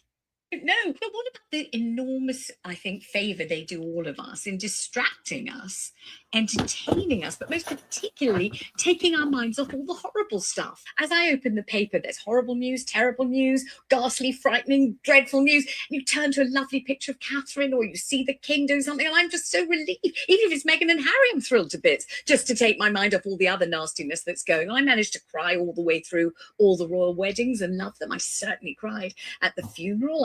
I think the kind of emotional benefits could be huge, don't you? No, but what about the enormous, I think, favor they do all of us in distracting us, entertaining us, but most particularly taking our minds off all the horrible stuff? As I open the paper, there's horrible news, terrible news, ghastly, frightening, dreadful news. You turn to a lovely picture of Catherine, or you see the king doing something, and I'm just so relieved. Even if it's Meghan and Harry, I'm thrilled to bits, just to take my mind off all the other nastiness that's going on. I managed to cry all the way through all the royal weddings and love them. I certainly cried at the funeral. I think the kind of emotional benefits could be huge, don't you? No, but what about the enormous, I think. I don't know who the lady is with the blonde hair, with the green.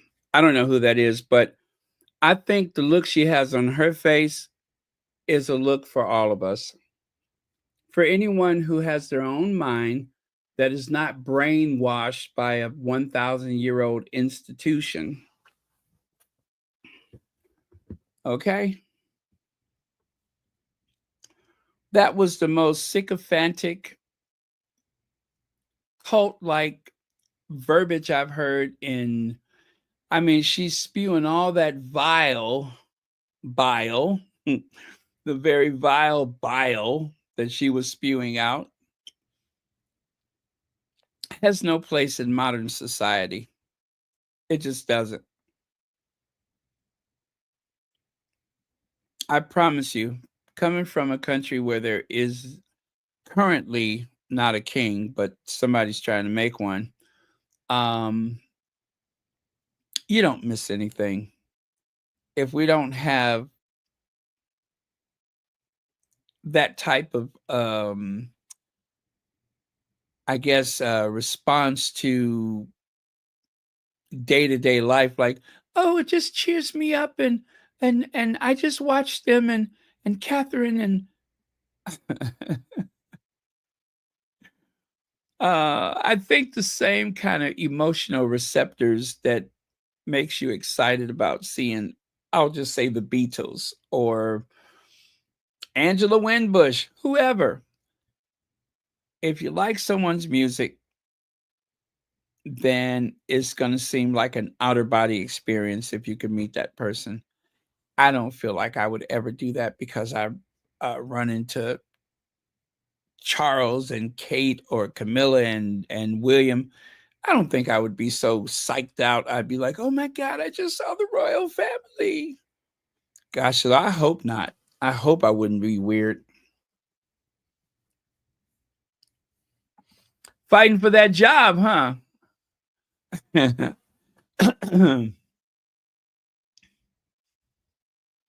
Yeah, she's fighting for that job, I think.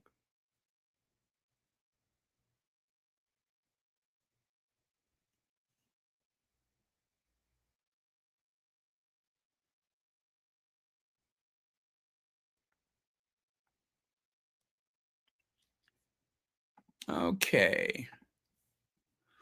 Uh-oh, Ford Fiesta wearing one of those ugly dresses.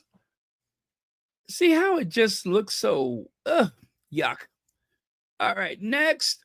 I think this is the last thing, is it? Oh no, I still got a couple more things. Bargain Shopper says this drugstore wrinkle cream is absolutely worth it.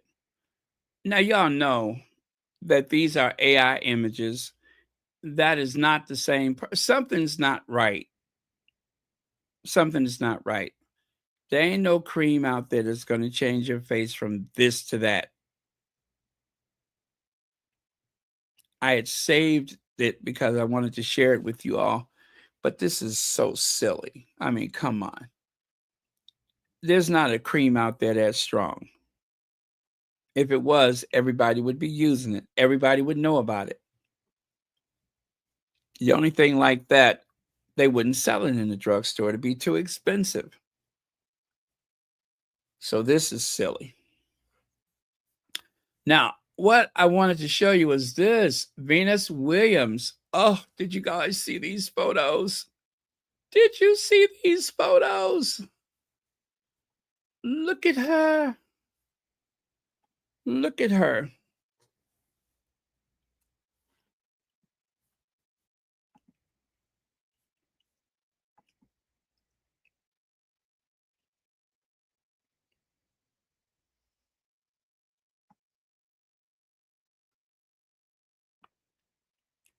Okay, one more. Huh. How about that one? Stunning. Absolutely stunning. Huh. I like that. Looks like leather and velvet. Or that.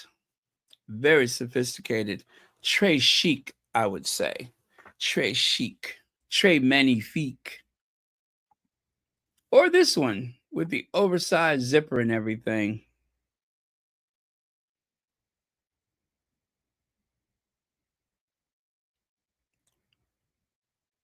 And let me see, I got to have at least one more.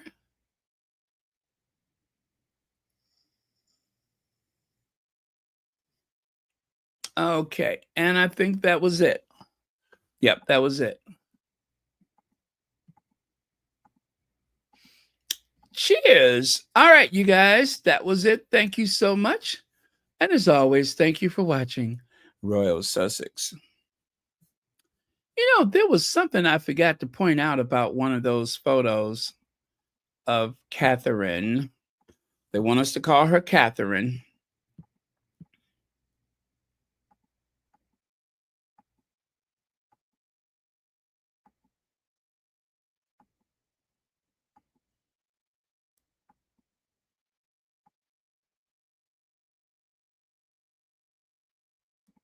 Okay. Nope, that was it. That was it.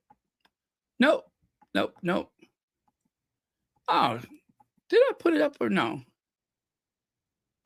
No, no, no.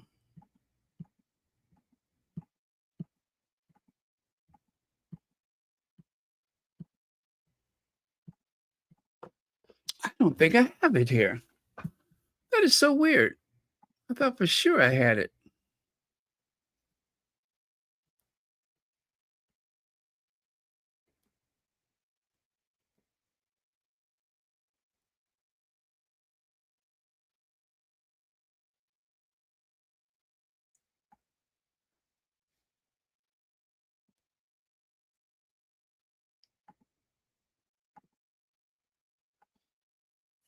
Oh, no. Is that the right one?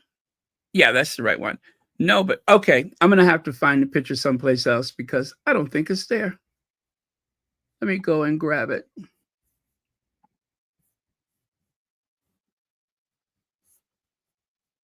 Oh, this one right here. See, she's wearing her engagement ring. See what I mean? She's got that engagement ring on. Other than that, there's nothing odd about the way she's walking or anything.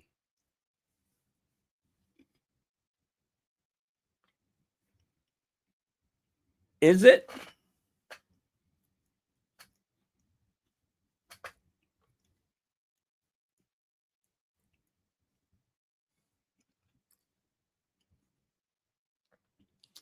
I mean, look at his hand, right? Look at his hand. And then look at Kate's hand. I cannot stop seeing that now.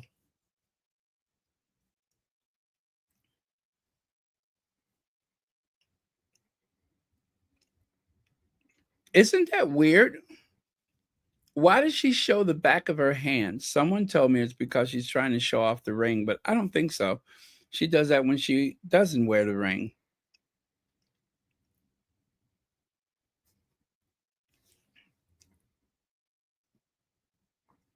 I want her to turn that hand, just give it like about 20-degree turn.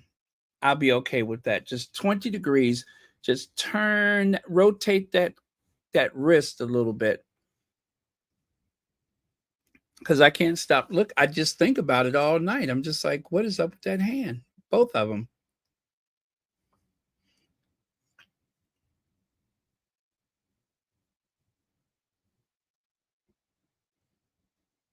Nah, she ain't on any kind of medication like that.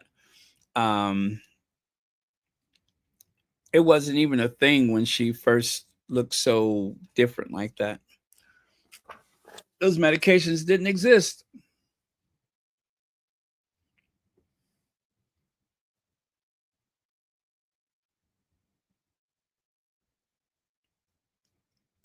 Okay, folks, that's it for today. I will see y'all tomorrow.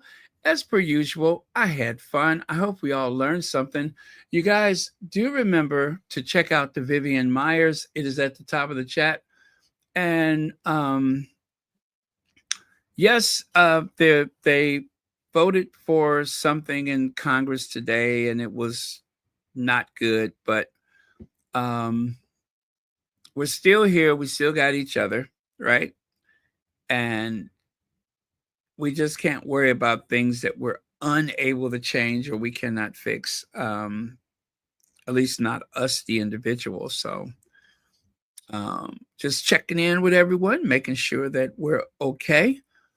I do remind you as well to back away from the television, turn off the 24-hour news cycle. Also, you have your electronic devices like your phone or your tablet or your computer. Whatever troubles there are in this world, those troubles will be there with or without you. So you should not try to take on those burdens yourself, not even for your family. These things are so much bigger than any individual. So God has given you a gift, and that gift is your life. So live your life. A very wise man once told me that. I was upset about the war in Iraq, the Gulf War. I was just like, oh, this is terrible and everything. And he said, I got something to say to you, my friend. He said, I'm going to tell you something. He said, God has given you a gift, and that gift is your life. So live your life. You cannot change these things yourself. And I have been living by that ever since. Very wise man told me that. He told me about what a very rough childhood that he had, and now he's very successful and travels the world. And he could see that I was just like really upset about the war, and he just like, you can't be responsible for that. No individual can. He said that there's a lot of things in this world that is unsettled, and I guess he was kind of saying like, even though there's the end of aggressions, it doesn't mean that the war is over. He's like, well, we we're gonna, whatever is gonna happen is gonna happen, is what he was saying. So if it's destined to happen, you can't stop it, not by yourself. So I hope that's helpful. And I hope you guys are taking care of yourselves. Remember to put the phone down, step away, go for a walk, go shopping, do something that you love to do and you haven't done it much lately. Those kind of things. So long as you're taking care of yourself.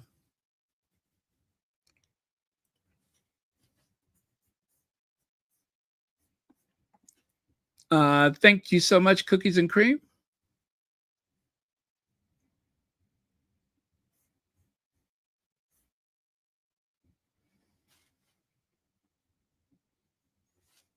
Thank you, Marshar.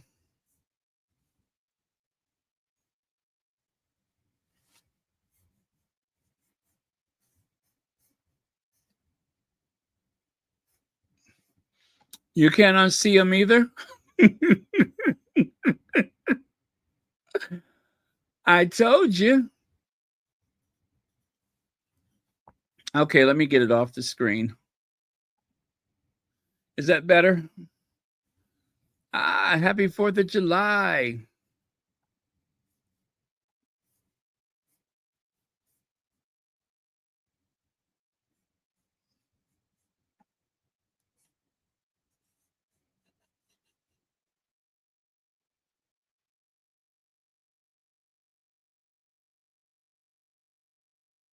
Okay.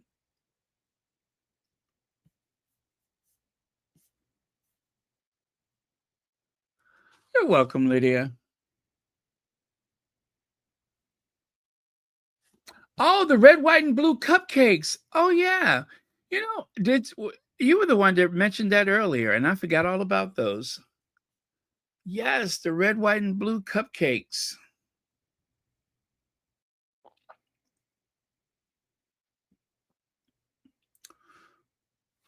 Okay.